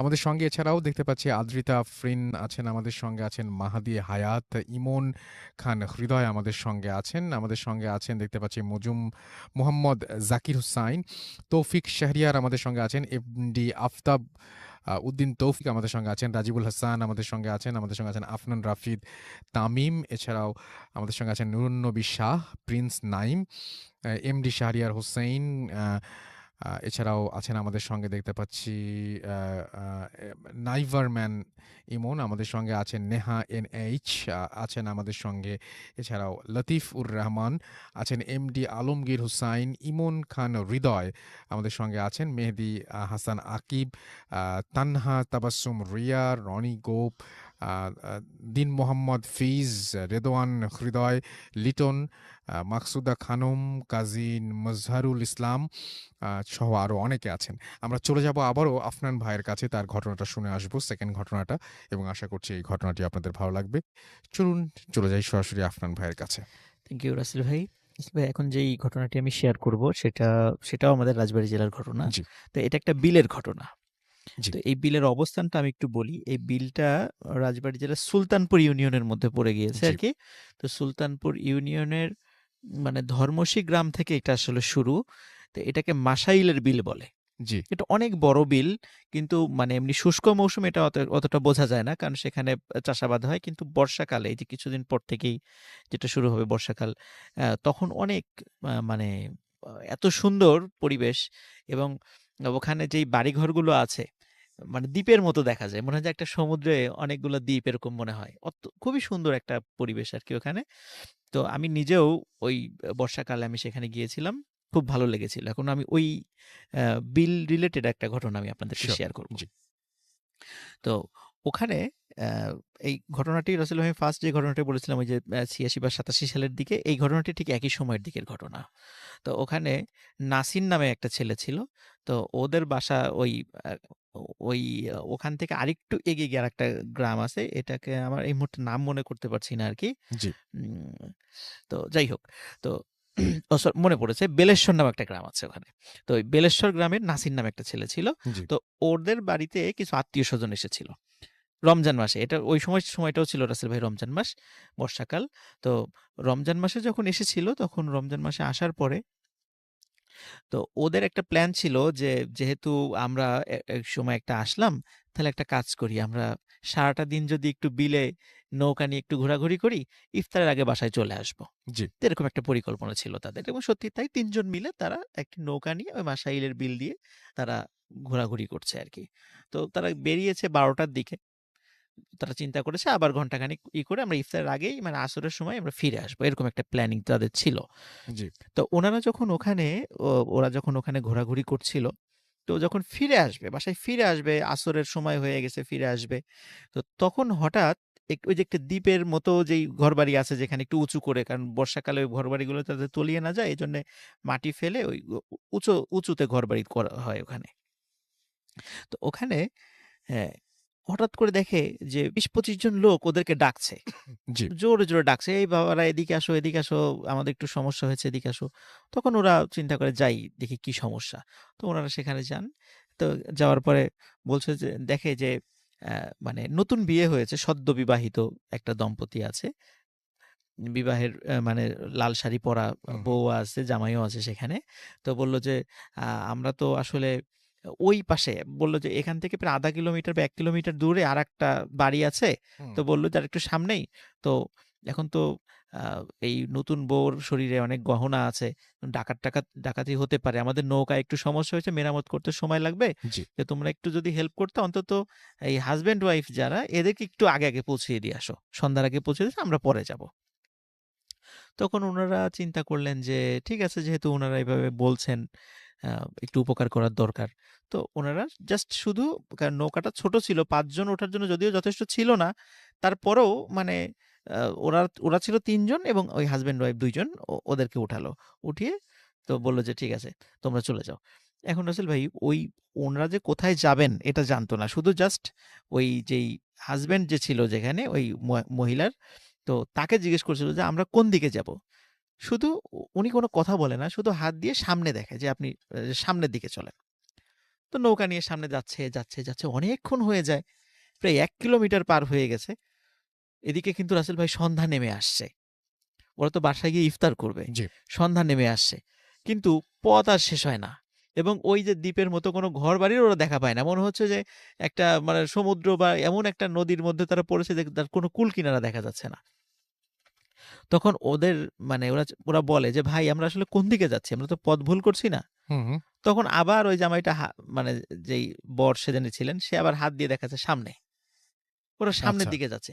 কিন্তু আসলে সামনে যত যায় মনে হচ্ছে যে ওরা কোনো উত্তাল স্রোতের মধ্যে আস্তে, আস্তে চলে যাচ্ছে। হুম, হুম। এবং যতটাই সন্ধ্যা হচ্ছিল, মনে হচ্ছে যে নৌকা চালাতে অনেক কষ্ট হচ্ছে, এবং নৌকাটা আরো ভারী হয়ে আসছে। এখন ওরা চিন্তা করছে, আমরা সারাদিন রোজা আছি। হয়তোবা এই কারণে শরীরের বল কমে গেছে। এই কারণে হতে পারে যে আমাদের ভারী মনে হচ্ছে। কিন্তু আমরা তো আগেও আসছি, মানে যে নাসির যে ছেলেটা বলছে, "আমি তো এর আগেও বর্ষাকালে আসি। কই এরকম স্রোত তো কখনো আমি, বা এরকম দেখিনি। ঢেউ তো এরকম কখনো আমি দেখিনি। এখানে তো এরকম ঢেউ হয় না হুম, কখনো।" হুম। তো একটু সন্দেহ লাগে রাসেল ভাই। আচ্ছা। কিন্তু যখন মাগরিবের আজান হয়ে যায়, আজান হওয়ার পরপরই রাসেল ভাই নৌকাটা এমন ভারী হওয়া শুরু হয় যে ওরা ৩ জন মিলেও মানে বৈঠা দিয়ে নৌকাটা আগাতে পারছিল না। তখন ওদের, বিশেষ করে নাসিরের মনে একটু সন্দেহ লাগে হুম, যে, হুম। কি ব্যাপার, এমন হচ্ছে কেন? জি। তখন মানে ওরা ওই যখন সন্ধ্যা নেমে আসে, সন্ধ্যার পরে ওই নৌকায় যে ২ জন ছিল, এতক্ষণ শুধু মানে ওয়াইফের চেহারা দেখা যায়নি, বড় ঘোমটা দিয়েছিল। শুধু যেই বর বেশে যে ছিল তার চেহারা দেখা যাচ্ছিল আগের দিনের বেলা।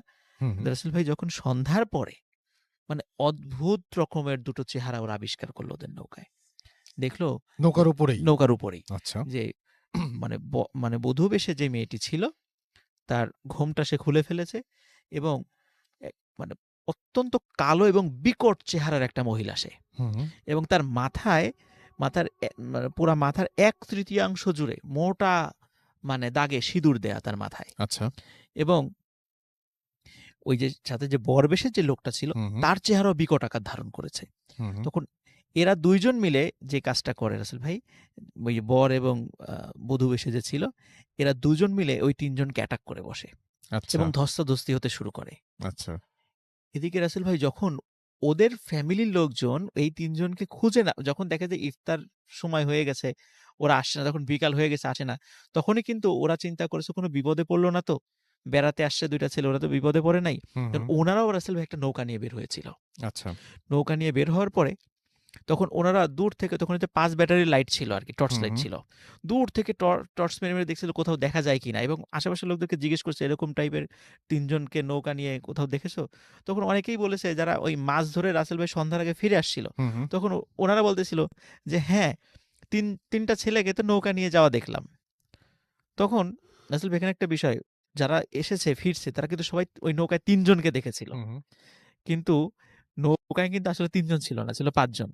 কিন্তু যারা আচ্ছা, ফিরছিল ওরা কিন্তু আচ্ছা, কেউ আচ্ছা, নৌকায় আচ্ছা, ৫ আচ্ছা, জনকে আচ্ছা, দেখে নাই। দেখেছে আচ্ছা। ৩ জনকে। হুম, হুম, হুম।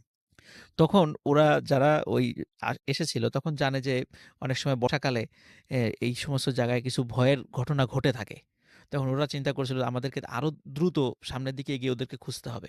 তখন হচ্ছে ভাই অনেক দূরে যখন এসেছে তখন টর্চ যখন মেরেছে তখন দূরে একটা নৌকা ওরা দেখছিল। তখন মনে হচ্ছিল যে ৩ জন লোক একটা নৌকায় ধস্তাধস্তি হচ্ছে কোনো কিছুর সাথে। কিন্তু কার সাথে হচ্ছে সেটা দেখা যাচ্ছে না। হুম, হুম। তখন উনারা দ্রুত নৌকা চালিয়ে সেখানে যান এবং ৩ জনকে গিয়ে ওখানে অচেতন অবস্থায় পান। এবং আরেকটা জিনিস রাসেল ভাই, উনারাও ওখানে গিয়ে আবিষ্কার করেন যে সত্যি, সত্যি নৌকাটা এমন একটা জায়গায় যে ভয়ংকর ঢেউ সেখানে ছিল। যে আচ্ছা, যেকোনো সময় ওই নৌকাটা যদি মানে উল্টিয়ে যায়, মানে ওরা তো অচেতন হয়ে গেছিল। ওরা কিন্তু আর সাঁতার কাটতে পারবে না, ওরা ওখানে মারা যাবে। তখন আচ্ছা। ওখান থেকে অচেতন অবস্থায় তাদেরকে উদ্ধার করা হয়। পরবর্তীতে তাদের যখন জ্ঞান ফেরে, তখন তারা এই সকল ঘটনা খুলে বলে। এবং একজন ভালো আলেমের সাথে যখন এই বিষয়টা নিয়ে তাদেরকে একটু আ ঝাড়ফুঁক করার জন্য নিয়ে যাওয়া হয়, তখন তারা বলেছিল, মানে ওই আলেম বলেছিলেন যে, "তোমাদের ভাগ্যটা আসলে ভালো। যে রমজান মাস তো, এই কারণে আসলে তোমাদের অতটা ক্ষতি করতে পারে নাই। কিন্তু যদি অন্য সময়টা হতো, এই বর্ষাকালে অন্য সময়টা হতো, এমন হুম। একটা জায়গায় তোমাদেরকে নিয়ে গেছিল, ওই জায়গাটা খুব দুষ্টু জিন-পরীদের একটা আস্তানা। ওরা মাঝে, মাঝে মানুষকে পথ ভুলিয়ে ওদিকে নিয়ে যায়। তো তোমরা এই, এই সময়ের কারণে, রমজান মাসের কারণে ওরা অতটা তোমাদেরকে ক্ষতি করতে পারে নাই। আল্লাহ তোমাদেরকে বাঁচিয়ে দিয়েছেন আরকি।"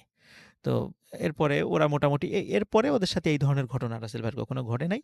এবং মাসাইলের বিলে অ্যা বর্ষাকালে এরকম বেশ কিছু প্লেস আছে রাসেল ভাই যেখানে সন্ধ্যার পরে লোকজন কেউ যায় না।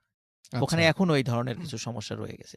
এটাই ছিল রাসেল ভাই আমার 2nd স্টোরি। অনেক ধন্যবাদ আপনাকে আপনার ২য় ঘটনা বলার জন্য এবং আমাদেরকে শোনানোর জন্য। Thank you very much. আমরা যেটা এখন করব, সেটা হচ্ছে ছোট্ট একটা বিরতি নিব এবং বিরতির পরে নতুন অতিথি নিয়ে আবারও ফিরে আসব। তবে এই বিরতির মাঝখানেই আপনি শুনতে পাবেন আরো একটি ঘটনা, যেটি একটা অডিও ক্লিপ এবং সেই অডিও ক্লিপটি আমি আপনাদের জন্য প্লে করছি এবং সেই সাথে নতুন অতিথি নিয়ে আবারও ফিরে আসছি কিছুক্ষণের মধ্যেই।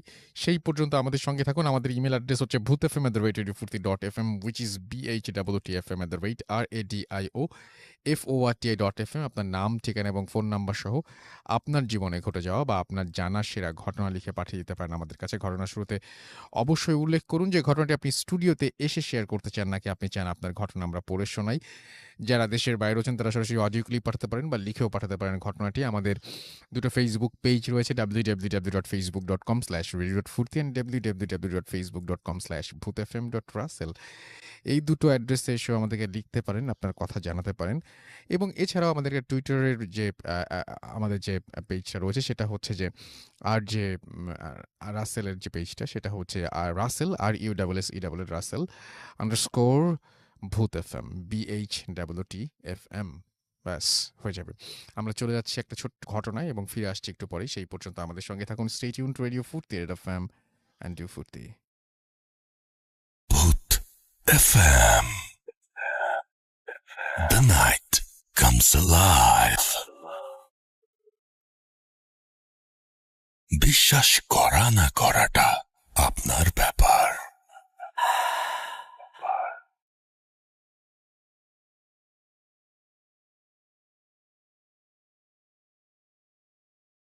আসসালামু আলাইকুম রাসেল ভাই। আসসালামু আলাইকুম বহুত এফএম এর সকল লিসেনার্সদের। আমার নাম আজিজুর রহমান সজল। আমি ঢাকা বিশ্ববিদ্যালয়ের ফিনান্স বিভাগ থেকে সদ্য গ্রাজুয়েশন কমপ্লিট করলাম। বলে রাখা ভালো, আজকে যে ঘটনাটা শেয়ার করতে যাচ্ছি সেটা হচ্ছে আমার বাসা কেন্দ্রিক। এর আগের ঘটনাটা বলে নেওয়া দরকার। 2008 সালের দিকে আমাদের বাসার একজন ভাড়াটি আসে, যার নাম আমরা তাকে তাজুল আঙ্কেল বলে চিনতাম। তো ওনার ব্যবহার আচার আচরণ খুবই অদ্ভুত ছিল। অদ্ভুত বলতে স্বাভাবিক মানুষের মতো না। হঠাৎ করে চোখগুলা বড় করে আমাদের ভয় দেখাতো, বা হঠাৎ করে গাছে উঠে যেত, হঠাৎ করে এখানে চলে যেত, হঠাৎ করে দেখা যেত যে আমাদের বাসায় করই গাছ আছে, করই গাছের উপরে উঠে বসে ভাত খাচ্ছে। তো এরকম অদ্ভুত অনেক বিহেভিয়ার ওনার মধ্যে লক্ষ্য করা গেল। তো একদিন হঠাৎ করে কি হলো, ওনার স্ত্রী আমাদের বাসায় এসে অনেক চিৎকার করে বলতে লাগলো আমার বাবাকে যে চাচা আসেন, আমার হাজবেন্ড যেন কেমন করতেছে। তো উনি মানে অজ্ঞান হয়ে যায় বা এরকম কিছু। তখন আমরা বুঝতে পারলাম যে উনি পজেসড ছিল। তো আমাদের ভাড়াটিয়া যারা ছিল সবাই চলে আসে একটা রুমে, উনি চলে আসে। তো ওনাকে পজেসড করে। ওনার ভয়েসটা রাতারাতি চেঞ্জ হয়ে একটা মহিলার ভয়েস আমাদের সবাইকে সালাম দেয়া হলো, আমরা কথা বললাম, আমার বাবা কথা বললো। তো অনেকে অনেক কিছু জানতে চাইলো, সে বললো। বলে যাওয়ার আগে ওই তাজুল আঙ্কেলের পজেস করা ওই পরীটা আমাদের এটা বললো যে আমাদের বাসায় অনেক বেশি রকমের একটা সমস্যা আছে। এখন কি রকম সমস্যা আমার বাবা যখন জানতে চাইলেন, তখন বলা হলো যে আমাদের বাসার উপর দিয়ে জিন বা পরীদের চলাচলের একটা রাস্তা আছে, আমরা যেন কখনো তাদের ডিস্টার্ব না করি, তাহলে আমাদের ক্ষতি হতে পারে। আর যদি ডিস্টার্ব না করি তাহলে তারা আমাদের কখনো কোনো ক্ষতি করবে না। সো আমাদের বাসায় এরকম এই ঘটনাটা বলার পরে আমরা মোটামুটি একটু ভয় পেয়ে যাই। তারপরে একটা সার্টেন টাইম পরে তাজুল আঙ্কেল চলে যায়। তো আমরা আমাদের বাসায় প্রত্যেক দিন মানে এরপর থেকে আমরা যখন জানতে পারলাম, আমরা সবাই খেয়াল করা শুরু করলাম। 2008 সালে আমরা আমাদের বাসায় উঠার 6 মাস হয়েছে। তখনও আমরা টের পাই নাই, বাট যখন আমরা এটা জানতে পারলাম তখন আমরা কিউরিয়াসিটি বশত রাত জাগতে শুরু করলাম। তো রাত জাগার পরে দেখা যাচ্ছে যে 2টা 2:30টার দিকে বাসার ছাদে soup soup soup soup soup soup মানে নুপুরের শব্দ। কখনো হয় না এরকম যে লোহার রড মাটিতে রেখে একজন হাত দিয়ে ধরে টেনে টেনে নিয়ে যাচ্ছে, মানে একটা গড় গড় গড় গড় গড় গড় একটা সাউন্ড হচ্ছে লোহার। এরকম অদ্ভুত রকমের শব্দ সাউন্ড আমরা শুনতেই থাকি। তো এই ব্যাপারগুলো আমাদের কাছে নর্মাল হয়ে যায়। আমরা এখন পর্যন্ত এরকম শব্দ সাউন্ড সব প্রত্যক্ষ করতে থাকি, আমি শুনতে পারি। তো এইগুলা কোনো সমস্যা হয় না। একদিনের ঘটনা যেটা শেয়ার করার জন্য আজকে রেকর্ডিং পাঠানো, সেটা খুবই রিসেন্ট একটা ঘটনা এন্ড খুবই অদ্ভুত ছিল আমার সাথে। আমি এটার কোনো ব্যাখ্যা আসলে পাইনি। সেটা হচ্ছে আমি একদিন রাতে মুভি দেখে ঘুমালাম। আমার মনে আছে খুব জনপ্রিয় একটি মুভি আমাদের সার্ভারে আসেন, আমি দেখার পরে ঘুমালাম, স্পষ্ট মনে আছে। ঘুমানোর পরে আমি ফিল করতে থাকলাম যে আমার কাঁধে প্রচন্ড ব্যথা হচ্ছে, প্রচন্ড ব্যথা হচ্ছে। তো স্বভাবতই ব্যথার জন্য আমি ঘুম ভেঙে গেল। আমার ঘুম ভেঙে যাওয়ার পর আমি আবছা আবছা আলোতে তাকালাম, দেখলাম যে তারা দেখা যাচ্ছে, তারা, আকাশের তারা। তারপরে আকাশও দেখা যাচ্ছে। আমি না বুঝতে পারছি না যে কি হচ্ছে। তারপরে আমি হঠাৎ করে মানে একটু যেন চোখ কচলালাম। চোখ কচলানোর পরে একটু স্পষ্ট ভাবে কনসিয়াসলি তাকানোর চেষ্টা করলাম। স্টিল তারা এবং আকাশ দেখা যাচ্ছে। দেন রাসেল ভাই, I don't know why and how, আমি আবিষ্কার করলাম আমি ছাদের মধ্যে শুয়েছিলাম এন্ড আমার মাথার নিচে একটা ইট দেয়া ছিল। এন্ড দ্যাট ইজ ওয়াই আমার কাঁধ এবং ঘাড় প্রচন্ড রকমের ব্যথা করতেছিল। রাসেল ভাই, বলে রাখা ভালো, আমার কোনো স্লিপ ওয়াকের কোনো অভ্যাস বা কিছু ছিল না। এন্ড তারপরে আমি উঠলাম, আমার হাতে সবসময় ঘড়ি থাকতো, একটা ডিজিটাল ওয়াচ। তো আমি ঘড়িতে তাকালাম, দেখলাম 3:30টার মতো বাজে। আমি প্রচন্ড রকমের ভয় পেয়ে গেলাম। আমি দৌড়ে ছাদ থেকে নিচে নামলাম। নিচে নেমে আমি ভাবলাম যদি আমি ঘুমের মধ্যে চলে এসে থাকি দরজাটা খোলা থাকবে, বাট দরজাটা ভেতর থেকে লক ছিল। রাসেল ভাই, এটার ব্যাখ্যা আমি আজ পর্যন্ত পাইনি। এটা হচ্ছে আমার সাথে ঘটে যাওয়া 3-4 মাস আগের ঘটনা। তারও কিছুদিন আগে আরেকটা অদ্ভুত ঘটনা ঘটে। সেটা হচ্ছে যে আমরা যেহেতু সবসময় শব্দ শুনতাম বা কেউ কেউ কিছু কিছু অনুভব করতে পারতো, তো আমরা বিশ্বাস করতাম যে হয়তো আমাদের বাড়িতে কোনো সমস্যা আছে বা কোনো রকমের অ্যাবনর্মালিটি আছে। তো আমরা কি করতাম যে অনেক কিছু দেখে ফেললেও বা অনেক আনসার্টিন বা অ্যাবনর্মাল কিছু হইলেও আমরা সেটাকে ইগনোর করতাম। তো একটা দিন আমি রাতের বেলা ফোনে কথা বলতে ছাদে যাই।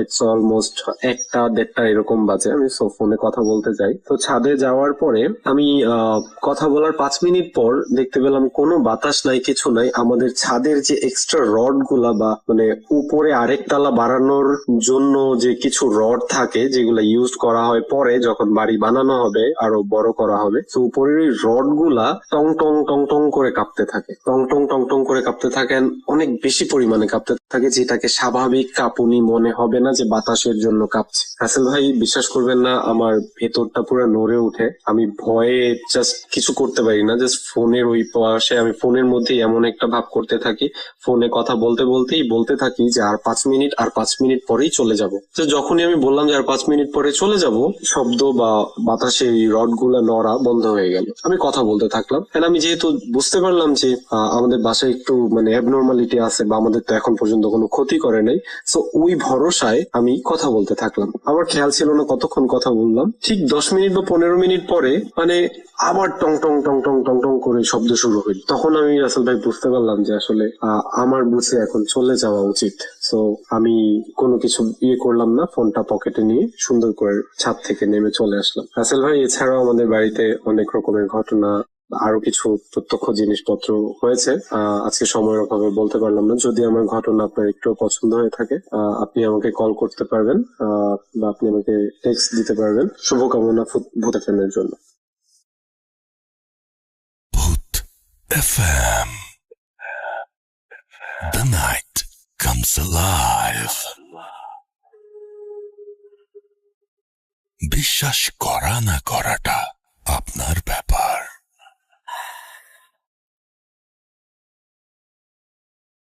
Welcome back. সরি, এই অডিও ক্লিপটি আগের ছিল এবং আমরা সেটা কাটতেও পারছিলাম না মাঝখানে। এখন সেটা বুঝতে পেরেছি, একটা প্রবলেম ছিল এখানে। সো যারা নতুন শুনেছেন তাদের জন্য তো কোনো কিছু বলার নাই। যারা পুরনো, যারা দ্বিতীয়বার শুনেন তাদের কাছে সরি বলছি। আমাদের সঙ্গে ৩ জন আরো অতিথি এই মুহূর্তে যোগ দিয়েছেন। আমাদের ঘড়িতে সময় ১:১০। আপনাদেরকে আরো একবার আমন্ত্রণ জানাচ্ছি ভূত এফএম-এ, এবং আরো একবার আমাদের দুটো ফেসবুক পেজ এবং আমাদের যে ইমেল অ্যাড্রেস সেটা একটু আপনাদেরকে জানিয়ে দিতে চাই। আমাদের ইমেল অ্যাড্রেস হচ্ছে bhutfm@radiofurti.fm। আমাদের Facebook page www.facebook.com/radio.furti and www.facebook.com/bhutfm.russell। আমরা চলে যাচ্ছি আমাদের আরো একজন নতুন অতিথির কাছে। আপনার নামটা প্লিজ একটু বলবেন, তারপর আপনার ঘটনায় যাব আমরা। আসসালামু আলাইকুম রাসেল ভাই, আমি এরশাদ উত্তরা থেকে। জি। আমি আমার ঘটনায় চলে যাচ্ছি সরাসরি। রাসেল ভাই, আমরা যারা মানে হিউম্যান বিইং, আমাদের তো অনেক প্যারানর্মাল ঘটনা আমাদের লাইফে হরহামেশা ঘটে, যেগুলো আমরা বলি। কিন্তু আমরা কেউ হয়তো দেখা যায় যে কুকুর পালি বা বিড়াল পালি, এদের লাইফেও কিন্তু প্যারানর্মাল ঘটনা মাঝে মধ্যে ঘটে। আমরা কিন্তু এটা নোটিস করি না। বাট আমার বাসার একটা বিড়াল নিয়ে ঘটনাটা আমি বলতে যাচ্ছি লিসেনারদের জন্য। তো বিড়ালটার ওর নাম ছিল জেনি। তো ওকে আমি নিয়ে আসছিলাম রোড থেকে। ও ইট ওয়াজ লাইক তখন হয়তো ১ মাস বয়স হবে ওর। একটা গাড়ি নিতে পড়তে যাচ্ছিল। তো তখন ওকে সেভ করে নিয়ে আসি। তো আমার বাসায় সাধারণত আমরা মানুষ খুব কম। আমি, আমার মা, বড় ভাইয়া, ভাবি, এই ৪ জনই। তো তারপরও এরা কেউ বিড়াল পছন্দ করতে বা যাই হোক, ধীরে এটা আস্তে আস্তে সবার মনোযোগ আকর্ষণ করে। কারণ ওর বিহেভিয়ারের জন্য। ও খুবই সফিস্টিকেটেড ছিল। সে তার টয়লেট হলে সে বাইরে গিয়ে করতো। এরকম করতে প্রায় ৫-৬ মাস হয়ে গেল। তো একবার আমার ছোট ভাই আমার বাসায় আসলো, ওর সাথে ওর বাচ্চা, ওর ওয়াইফ আসছে, ওর বাচ্চাটা আসছে ৩ বছর বয়স। শি ওয়াজ সো এক্সাইটেড বিড়ালটা দেখে, এবং সে বিড়ালটা ছাড়া ঘুমাবে না। বেসিক্যালি জেনি ঘুমাতো আমাদের কিচেন রুমের স্টোরে। ওর জন্য একটা টুকরির মধ্যে বিছানা করা ছিল। সে তার সময় হলে ওখানে গিয়ে ঘুমিয়ে পড়তো। এবং সকালবেলা ৪ মতো ওকে ফিডার দুধ খাওয়ানো হতো নরমালি। তার মধ্যে কিছু স্পেশাল ব্যাপার ছিল, যেমন মাছটার মধ্যে যদি মাছ দিতাম খেতে, ওটাকে চটকায় সুন্দর করে লবণ-টবণ দিয়ে দিতে হতো আরকি। এছাড়া সে খেত না। দুধটা ফিডারে দিলে খেত, এরকম।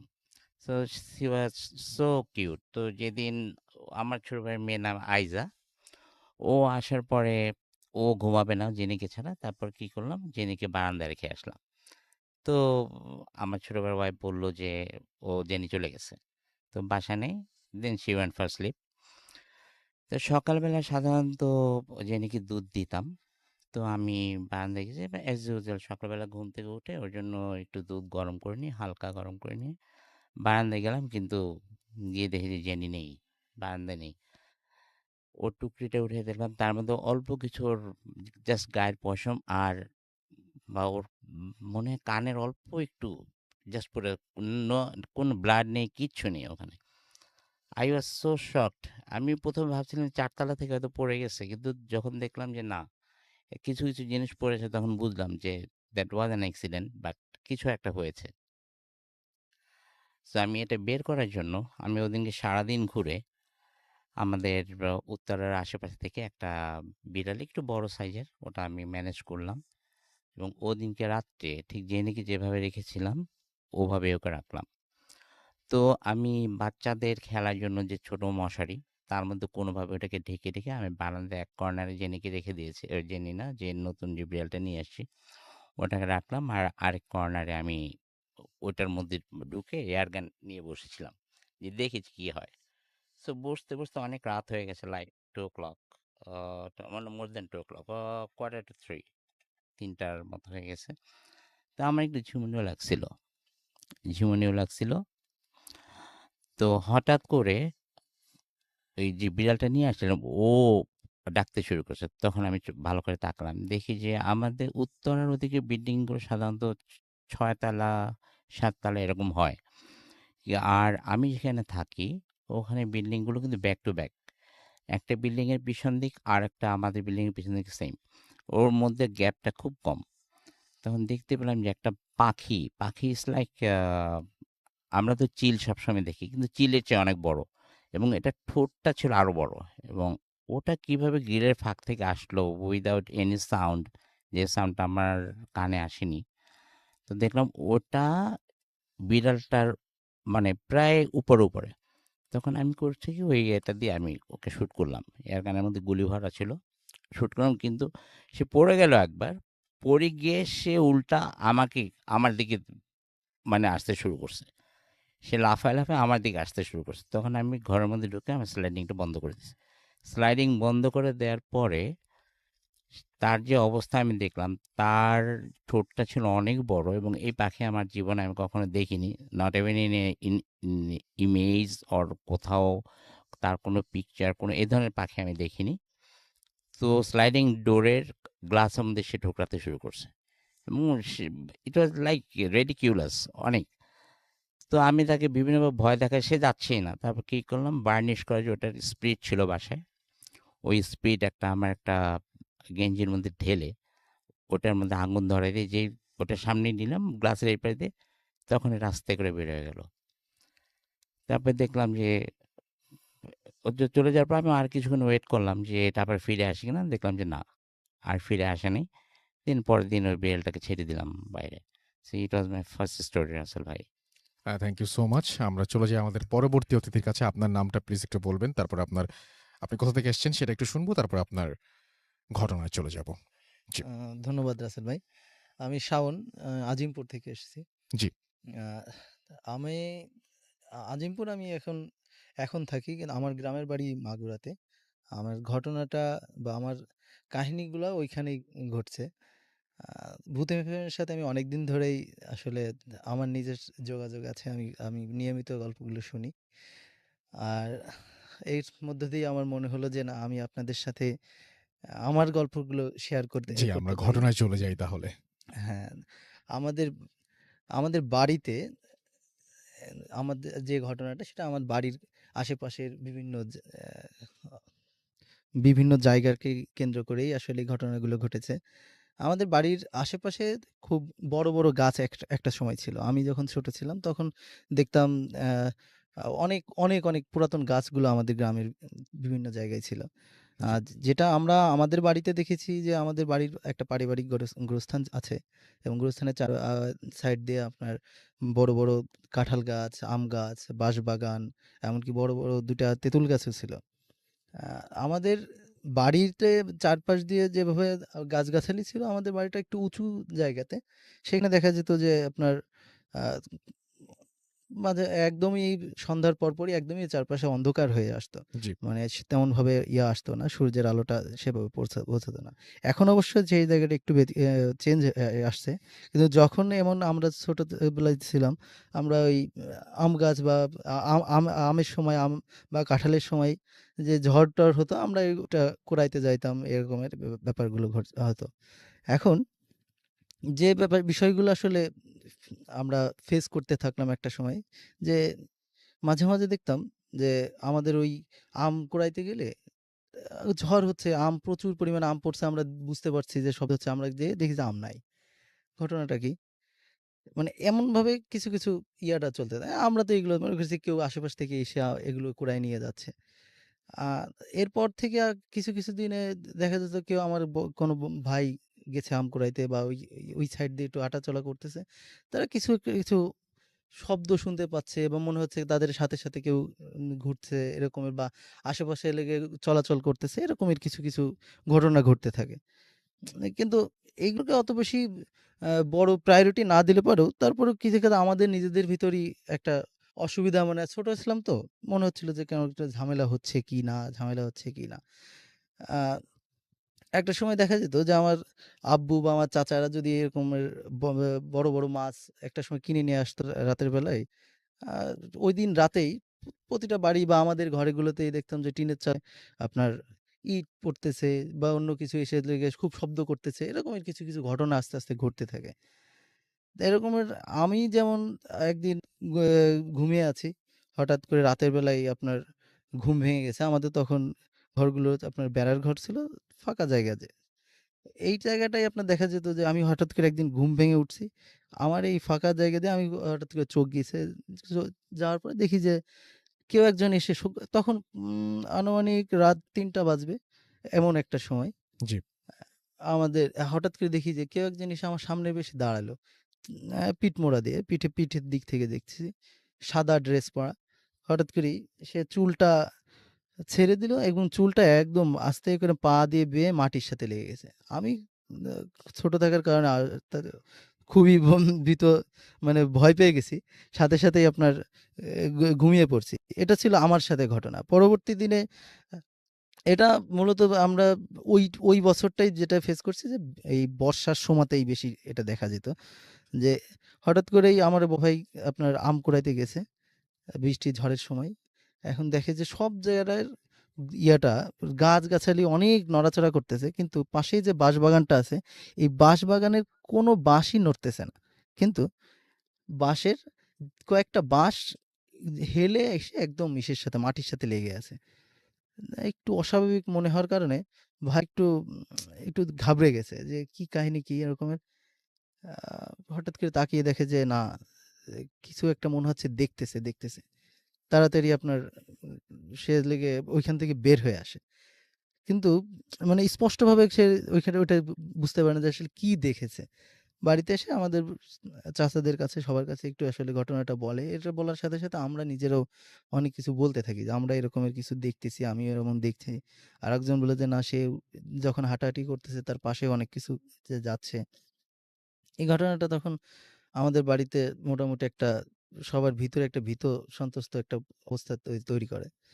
এর পরপরই আমাদের চাচারা যে হুজুর ডেকে নিয়ে আসে। হুজুর ডেকে নিয়ে আসার পরে যেটা দেখা যায় যে হুজুররা কিছু করার পর আমাদের জানায়, যে আমাদের চাচাদেরকে বা আব্বুদেরকে জানায় যে আসলে এই আমাদের বাড়ির মাঝখান দিয়ে আপনার একটা জিনের জিনের চলাচলের যে রাস্তাটা, এটা আমাদের বাড়ির পুরো মাঝখান দিয়ে যাওয়া আসা করতেছে। সো আমরা যদি এখন ওইটাকে একটু বাধা দেওয়ার চেষ্টা করি তাহলে আমাদের সমস্যা হতে পারে। তা এখন এটার এরকম কথা শুনে আমার এক চাচা একটু অ্যা এক্সট্রোভার্ট টাইপের ছিল। উনি কইছে, "না, আমি এগুলো মানি না আসলে।" আমাদের বাড়ির পাশেই যে তেঁতুল গাছ ছিল, উনি আসলে বলতেছে, "এইসব ঝোপঝাড়ের কারণে আমাদের আসলে এরকম ঝামেলা-টামেলা হচ্ছে, কেটে ফেলি।" তো উনি আসলে আমাদের পরের সপ্তাহে আমাদের বাড়িতে পাশের যে তেঁতুল গাছটা ছিল, তেঁতুল গাছটা কেটে ফেলে। এখন তেঁতুল গাছটা কেটে ফেলার পর থেকে আমাদের বাড়িতে আশেপাশ থেকে প্রতিদিনই আমরা সন্ধ্যার পর থেকে যেটা দেখতাম যে কোনো রকমেরই আপনার শব্দ আমরা করতে পারতাম না। মানে এক্সিকিউটেড করতে পারতাম না। যে আসতেছে, আমাদের মনে হচ্ছে যে ধুপ করে একটা শব্দ আসতেছে, সাঁই, সাঁই, সাঁই, সাঁই, সাঁই, সাঁই করে শব্দ আসতেছে। আবার থেমে যাচ্ছে, তো আবার একটা চিন, চিন, চিন, চিন, চিন, চিন, চিন, চিন শব্দ আসতেছে। তা আবার আমাদের আরকি এটা এমনভাবেই আমাদের বিরক্ত করা শুরু করলো যে আসলে আমরা ছোট ছিলাম, আমাদের বড়রাও এটাকে আরকি বিরক্তিকর একটা পর্যায়ে নিয়ে চলে আসলো। এরপরে আবার হুজুরদের ডাকা হলো এবং পরবর্তীতে ওনারা নিজেরাও কিছু বন্ধ দিল, যেটাকে ওই যে গ্রামের যেটা হয় যে বিভিন্ন রকম কলমা পড়া বা সোরা-টোরা পড়ে চারপাশে একটু এটি ফু-টু দিয়ে দেন আরকি কিছু তাবিজটা চারপাশে দিয়ে দিল। এরপর থেকে আস্তে আস্তে আমাদের এই প্রভাবটা কেটে গেল। এখন আপাতত আমাদের বাড়িতে যে আশেপাশে বড় গাছগুলো ছিল সব কেটে ফেলা দিয়ে হয়েছে এবং মোটামুটি ফাঁকা একটা জায়গায় অবস্থান করতেছে। এই ছিল আমাদের বাড়ির অবস্থাটা। এখন সেইখান থেকে আমরা আরকি কিছুটা হলেও পরিত্রাণ পেয়েছি। ওকে। ধন্যবাদ। Thank you so much. আমরা চলে যাব আমাদের শেষ অতিথির কাছে। আপনার নামটা একটু প্লিজ বলবেন। আপনি কোথা থেকে এসেছেন? কাছ থেকে বলতে হবে একটু। জি, বলুন। রাসেল ভাই থ্যাংক জি, ইউ। আমি ফারহান জি, ফ্রম উত্তরা। জি। আমি আজকে যে স্টোরিটা বলবো এটা আমার এক ফ্রেন্ডের কাছ থেকে শোনা। আমি ওর নামটা একটু বলতে চাচ্ছি রাসেল ভাই। ওর নাম হচ্ছে সুপ্রিয়। তো আমার স্টোরিটা হচ্ছে এরকমের।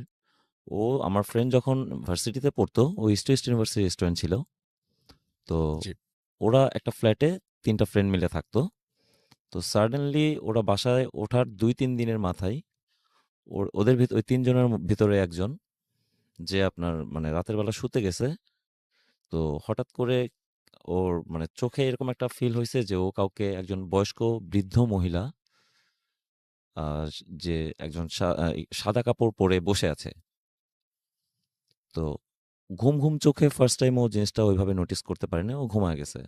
সেকেন্ড ডেতে যেটা হইছে, সেম জিনিসটা ও আবার ফিল করছে। ফিল করার পরে ও পরের দিন ঘুম থেকে উঠে বাকি যেই দুজন ছিল আমার ফ্রেন্ড এবং আরেকজন ওদের সাথে ঘটনাটা শেয়ার করলো। শেয়ার করার পরে ওরা জিনিসটা আসলে ওইভাবে নেয়নি। ওরা ফান মনে করছে। ফান মনে করে ওই ফ্রেন্ডের সাথে মজা করছে। জি। তো এর কিছুদিন পরে যেটা হলো, এরপরে কন্টিনিউয়াসলি ওই ফ্রেন্ডের সাথে এই ঘটনাটা প্রতিনিয়ত ঘটতে থাকে এবং ও অনেক ভয় পেতে থাকে। বাট ও জিনিসটা কারো সাথে এক্সপোজ করতে পারে না, শেয়ার করতে পারে না আর। বিকজ সবাই ওর সাথে মজা করছে। জি। এরপর যেটা ঘটেছে, এরপরে ওর হঠাৎ করে খুব জ্বর চলে আসে। জ্বর চলে আসায় ও ওর গ্রামের বাড়িতে মুভ করে। দেন বাসায় বাকি থাকে ২ জন। তো এই ২ জন বাসায় রুমও ২ টা রাসেল ভাই। তো ২ জন ২ রুমে শুতে গেছে। তো আমার যে ফ্রেন্ড সুপ্রিয়, হুম, হুম। ওর সাথে ঘটনাটা ঘটছে। তো ও জিনিসটা আবার ফেস করছে। ও দেখতেছে সেইম যে এরকম একজন বৃদ্ধ মহিলা বসে আছে এবং ওর দিকে বড় চোখ করে তাকিয়ে আছে।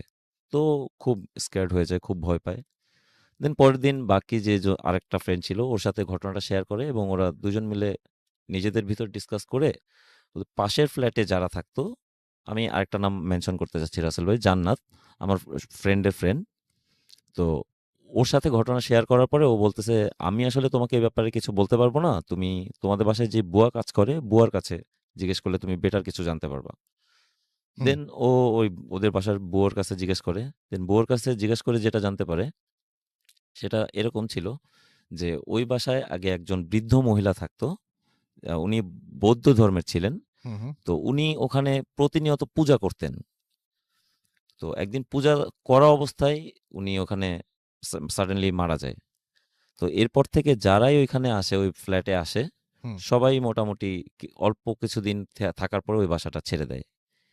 আচ্ছা। এই ছিল আমার ঘটনা রাসেল ভাই। Thank you so much. আপনার ঘটনার জন্য আপনাকে অনেক ধন্যবাদ এবং আশা করছি যে আপনাদের কাছেও ভালো লেগেছে। আমি যেটা করব এখন সেটা হচ্ছে সরাসরি আরো একটা ঘটনায় যাব। তবে তার আগে দেখি যে ফেসবুকে কে কি লিখেছেন একটু আমি পড়ে ফেলি এবং সেই সাথে আমি টুইটার দিয়ে শুরু করি, রাইট? আচ্ছা, ওকে। সো অনেকগুলো নোটিফিকেশন। আফনান ভাই মানেই রাজবাড়ী। আমাদের সঙ্গে আছেন দেখতে পাচ্ছি। ঘটনা ভালো ছিল। লিখেছেন এটা হচ্ছে রফিকুল ইসলাম শুভ, আবু নোমান ফয়সাল প্রথম আ যে যেটা পড়লাম সেটা তার লেখা। রায়হান খান আমাদের সঙ্গে আছেন। 4th স্টোরিটা তার কাছে ভালো লেগেছে। কাজী উপল আমাদের সঙ্গে আছেন। আমাদের আমাদের সঙ্গে আছেন আ তামিমুল ইসলাম।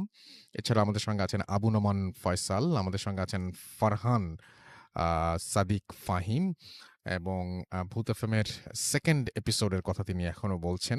এমএইচ সাগর আমাদের সঙ্গে আছেন। আসিফ আছেন আমাদের সঙ্গে। এস সাব্বির, তানজিম আহমেদ তমাল আমাদের সঙ্গে আছেন। মোহাম্মদ রাফিউর রহমান রাহাত আমাদের সঙ্গে আছেন। আমাদের সঙ্গে আছেন রাজীব হাসান মিঠুন। এছাড়া আমাদের সঙ্গে আছেন রিফাত আমাদের সঙ্গে আছেন দেখতে পাচ্ছি। রায়হান খান, ইফতেখার আমাদের সাথে আছেন। আমাদের সাথে আছেন আবু নোমান ফয়সাল আমাদের সঙ্গে আছেন।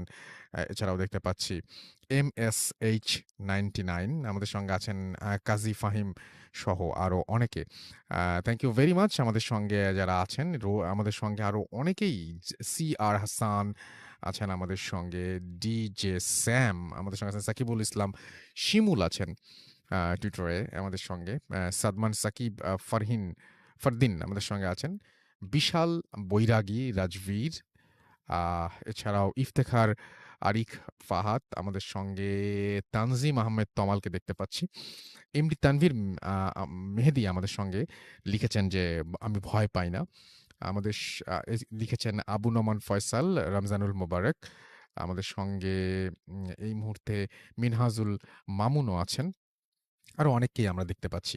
আমাদের যে রেডিও ফুর্তি যে পেজটা, সেই পেজে আমি দেখতে পাচ্ছি এখানে অনেকে আছেন এবং সেই পেজে আমি আসব, তবে তার আগে না চলে আসি এবং সেখানে অনেকেই আসলে আছেন। আমাদের এই পেজটির অ্যাড্রেস হচ্ছে www.facebook.com/radio.furti এবং সেইখানে যারা আমাদেরকে লিখছেন তাদের মধ্যে আমি দেখতে পাচ্ছি সুলতান কবির এবং আয়নার ঘটনাটা, হ্যাঁ আমি আয়নার ঘটনাটা আমিও চাচ্ছি, এটা আমাদের অলরেডি আমাদের পাঠিয়ে দেওয়া হয়েছে আমাদের যারা যিনি আমাদের প্রোডাকশানে, এখনো পর্যন্ত সেটা মানে আমাদের মিউজিক সহ আসেনি আর কি। আপনারা তো ঘটনা পাঠান মিউজিক ছাড়া, এবং আমরা সবসময় সাজেস্ট করি ঘটনা পাঠালে অবশ্যই মিউজিক ছাড়া পাঠাবেন, আমাদের সেখানে মিউজিক অ্যাড করতে হয়।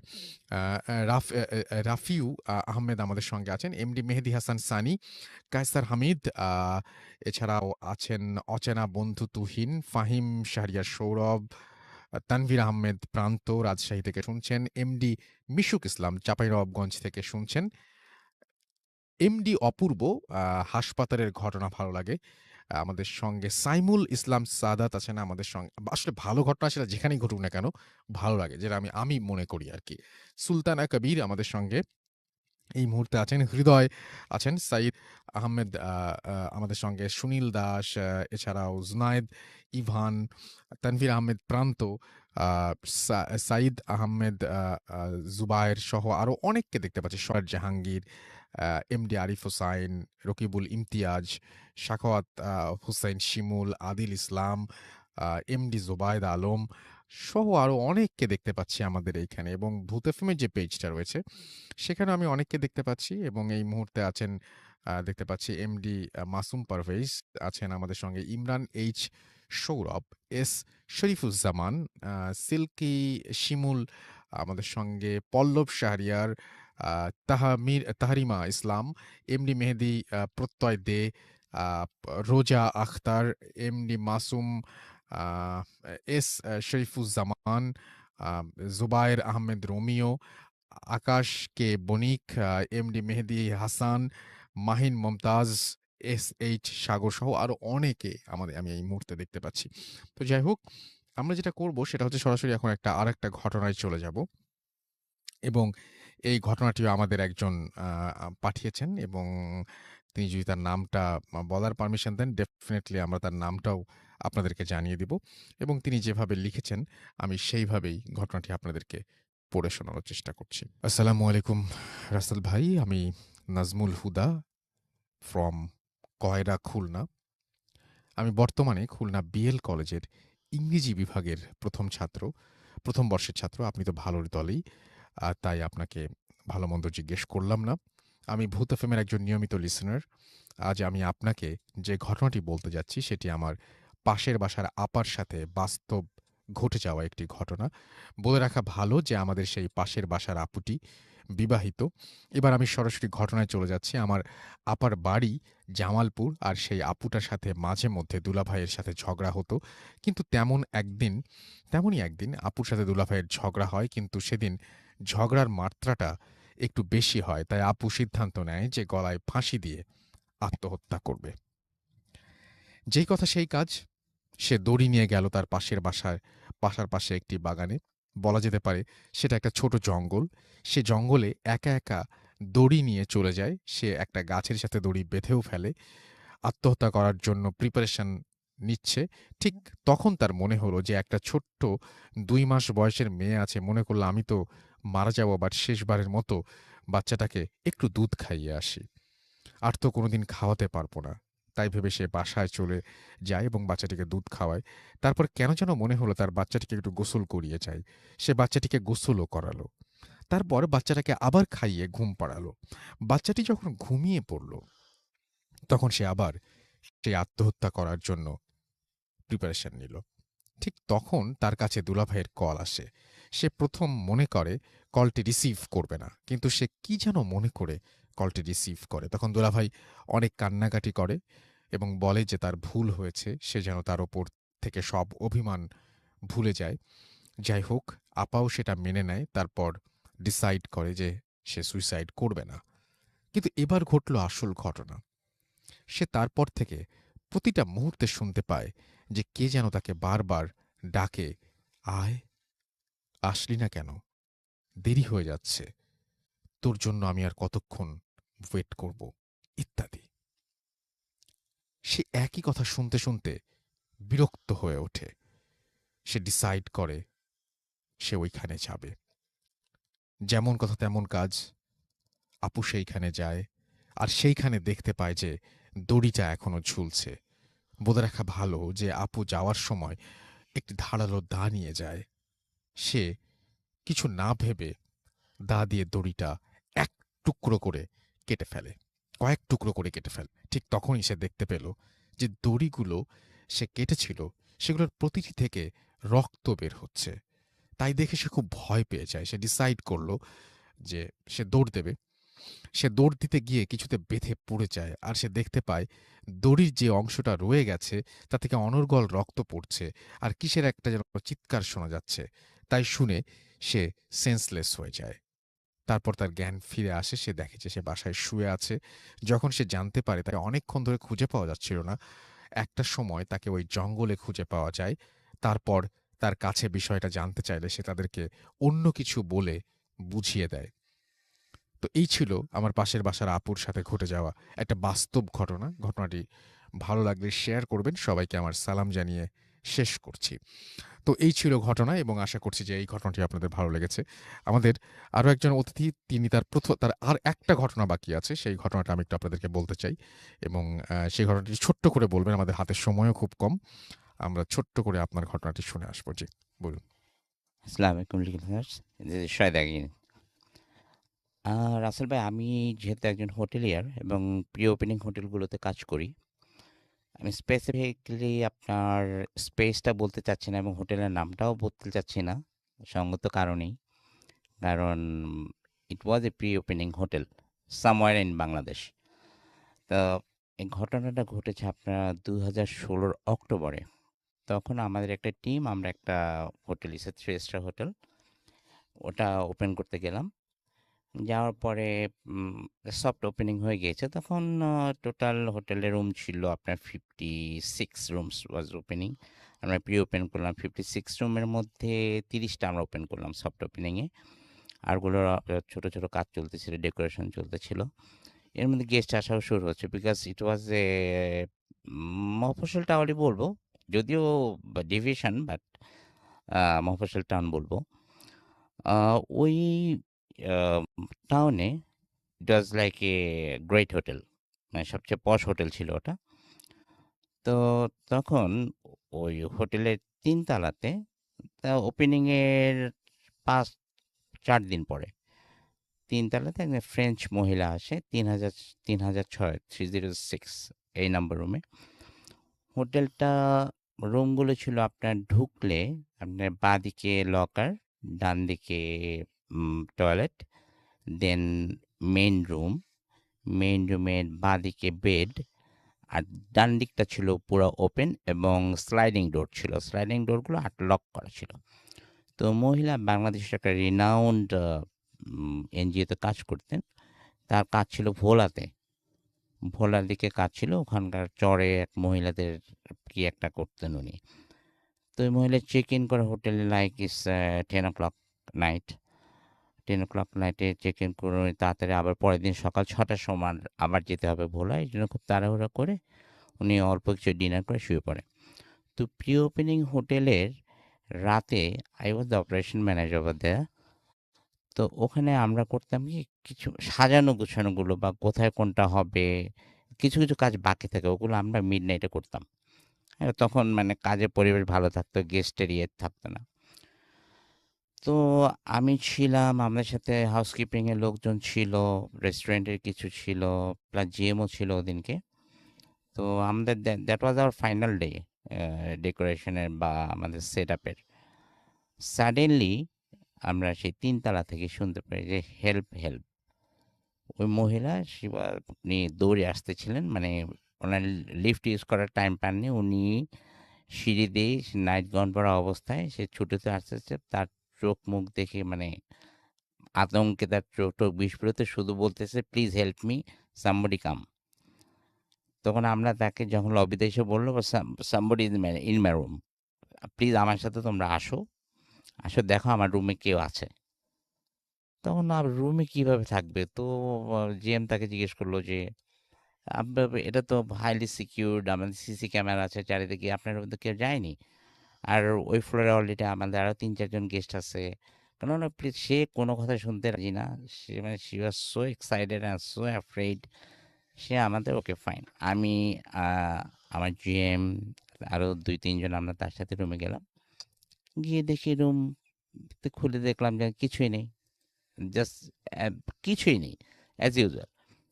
তখন বললাম কোথায় কে? বলে এখানে না, বাহিরে। তো যে সাইডটাতে মানে রুমে ঢুকে মেন রুমটার মধ্যে ঢুকলে হাতের ডান দিকে স্লাইডিং ইয়েটা ছিল, তার পাশে যে সানসেট, সে বাইরের দিকে দেখাচ্ছে। তো বাইরের দিকে তো কিছু নেই। তো আমাদের সিকিউরিটি ম্যানেজার ইনচার্জ যে ছিল, তার কাছে টর্চ ছিল, সে মেরে দেখলো চারিদিকে। ওখানে নাইট কার্টেন সরানো, নাইট কার্টের পর পাতলা একটা আপনার পর্দা, ওটা সরালাম, সরাই দেখলাম সবাই বেসিক্যালি স্লাইডিং ডোরগুলো যে লক করা। তখন মহিলাকে বসলাম, তাকে পানি খাওয়ালাম, বললাম যে কী হয়েছে, তুমি ঘটনাটা বলো। তখন সে বলতেছে আমি তো ডিপ স্লিপে ছিলাম, সাডেনলি শুনতেছি যে আমাকে somebody was knocking that sliding door. তো প্রথমে আমি শুনিনি, তারপর আরও জোরে জোরে নক করতেছে। তখন আমি ভাবছিলাম যে মানে হোটেলের কেউ। আমি প্রথমে ভাবছি যে ডোর নক করতে, তারপরে দেখলাম না, ডোর না, স্লাইডিং ডোর। উনি এবার করেছে কি, নাইট কার্টেনটা দিলে তো মনে করেন আপনার পুরো রুমটা তো অন্ধকার হয়ে যায়। বাট উনি নাইট কার্টেনটা সরিয়ে, নাইট কার্টেনের পরে যে আরেকটা আপনার সাদা একটা ফিনফিনে একটা পর্দা ছিল, ওটাকে রেখে জাস্ট মুনলাইট আসার জন্য রুমের মধ্যে। তো ওখানে দেখলো এক মহিলার অবয়ব, সে মহিলাটা একটা গাউন পরে আছে, সাদা গাউন পরা মহিলা ইজ স্লাইডিং ডোরের মধ্যে নক করতেছে। তো ওনার মাথায় তখন আসে নাই যে উনি ফ্রন্ট অফিসে ফোন করবে বা সিকিউরিটিকে ফোন করবে। সে মনে হচ্ছে সামবডি হয়তো পাশের রুমে কেউ আসছে অনেক ডাকতেছে, উনি নিজে থেকে উঠে গিয়ে ওটা খুলতে গেছে এবং দেখতেছে যখন ওটার কাছে গিয়েছে, আপনার যখন স্লাইডিং ডোরটার কাছে গেল, জিজ্ঞেস হু আর ইউ, তো what you are doing here at midnight. তো মহিলা তখন তার দিকে ফিরে তাকাচ্ছে। তখন উনি দেখলো যে মহিলা নাইট গাউন পরা আছে ঠিকই, লম্বা, সে নাকি লম্বা অলমোস্ট 6 ফিট, কিন্তু তার যেখানে মুখটা ছিল ওখানে কিছুই নেই, শুধু মুখের অবয়ব, কিন্তু পুরোটা হোল অ্যান্ড আচ্ছা। ডার্ক। এটা দেখে she was so excited and afraid. এটা দেখে সে দৌড়ায় নিচে নামছে হেল্প বলতে বলতে। তারপরে এখন সে বলতে আমি এখানে থাকবো না, আমাকে অন্য রুম দাও। তারপর বলতেছে না, আমাকে একজন সাথে, আমি ঘুমাবো, আর কালকে অনেক বড় প্রোগ্রাম আছে। তারপর বিইং অ্যান অপারেশন ম্যানেজার, আমি ওই রুমেই তার সোফার মধ্যে বসে থাকলাম। উনি 5টা পর্যন্ত ঘুমালেন। ঘুমে 5টাতে ওয়েক আপ কল ছিল, উঠলো এবং সকালবেলা নর্মালি সে চেক আউট হয়ে গেল। এটা হচ্ছে মাই সেকেন্ড স্টোরি রাসেল ভাই। Thank you so much. আপনার ঘটনার জন্য আপনাকে অনেক ধন্যবাদ। আজকে আমরা যে এতক্ষণ পর্যন্ত যে ঘটনাগুলো শোনালাম আপনাদেরকে, আশা করছি যে সেই ঘটনাগুলো আপনাদের ভালো লেগেছে এবং সময়ও শেষ হয়ে আসছে। আমরা আজকের মতো এখানেই শেষ করতে চাই। কথা হবে আবারও আগামী শুক্রবার ঠিক একই সময়ে, এবং তার আগে জানিয়ে দিই আমাদের ইমেল অ্যাড্রেস হচ্ছে bhutfm@radio40.fm, which is bhwtfm@radio4ti.fm। আপনার নাম, ঠিকানা এবং ফোন নাম্বার সহ আপনার জীবনে ঘটে যাওয়া বা আপনার জানা সেরা ঘটনা লিখে পাঠিয়ে দিন আমাদের কাছে। ঘটনার শুরুতে অবশ্যই উল্লেখ করুন যে ঘটনাগুলো আপনি স্টুডিওতে এসে শেয়ার করতে চান, নাকি আপনি চান আপনাদের ঘটনাগুলো আমরা পড়ে শোনাই। যারা দেশের বাইরে আছেন তারা সরাসরি অডিও ক্লিপ পাঠাতে পারেন বা লিখেও পাঠাতে পারেন আমাদেরকে। চলে যাব আজকের মতো, ফিরে আসবো আবার আগামী শুক্রবার ইনশাল্লাহ। সেই পর্যন্ত সবাই ভালো থাকুন, সুস্থ থাকুন, সুন্দর থাকুন, মোস্ট ইম্পর্টেন্টলি ফুর্তিতে থাকুন। টাটা। Radio 40, 88 FM.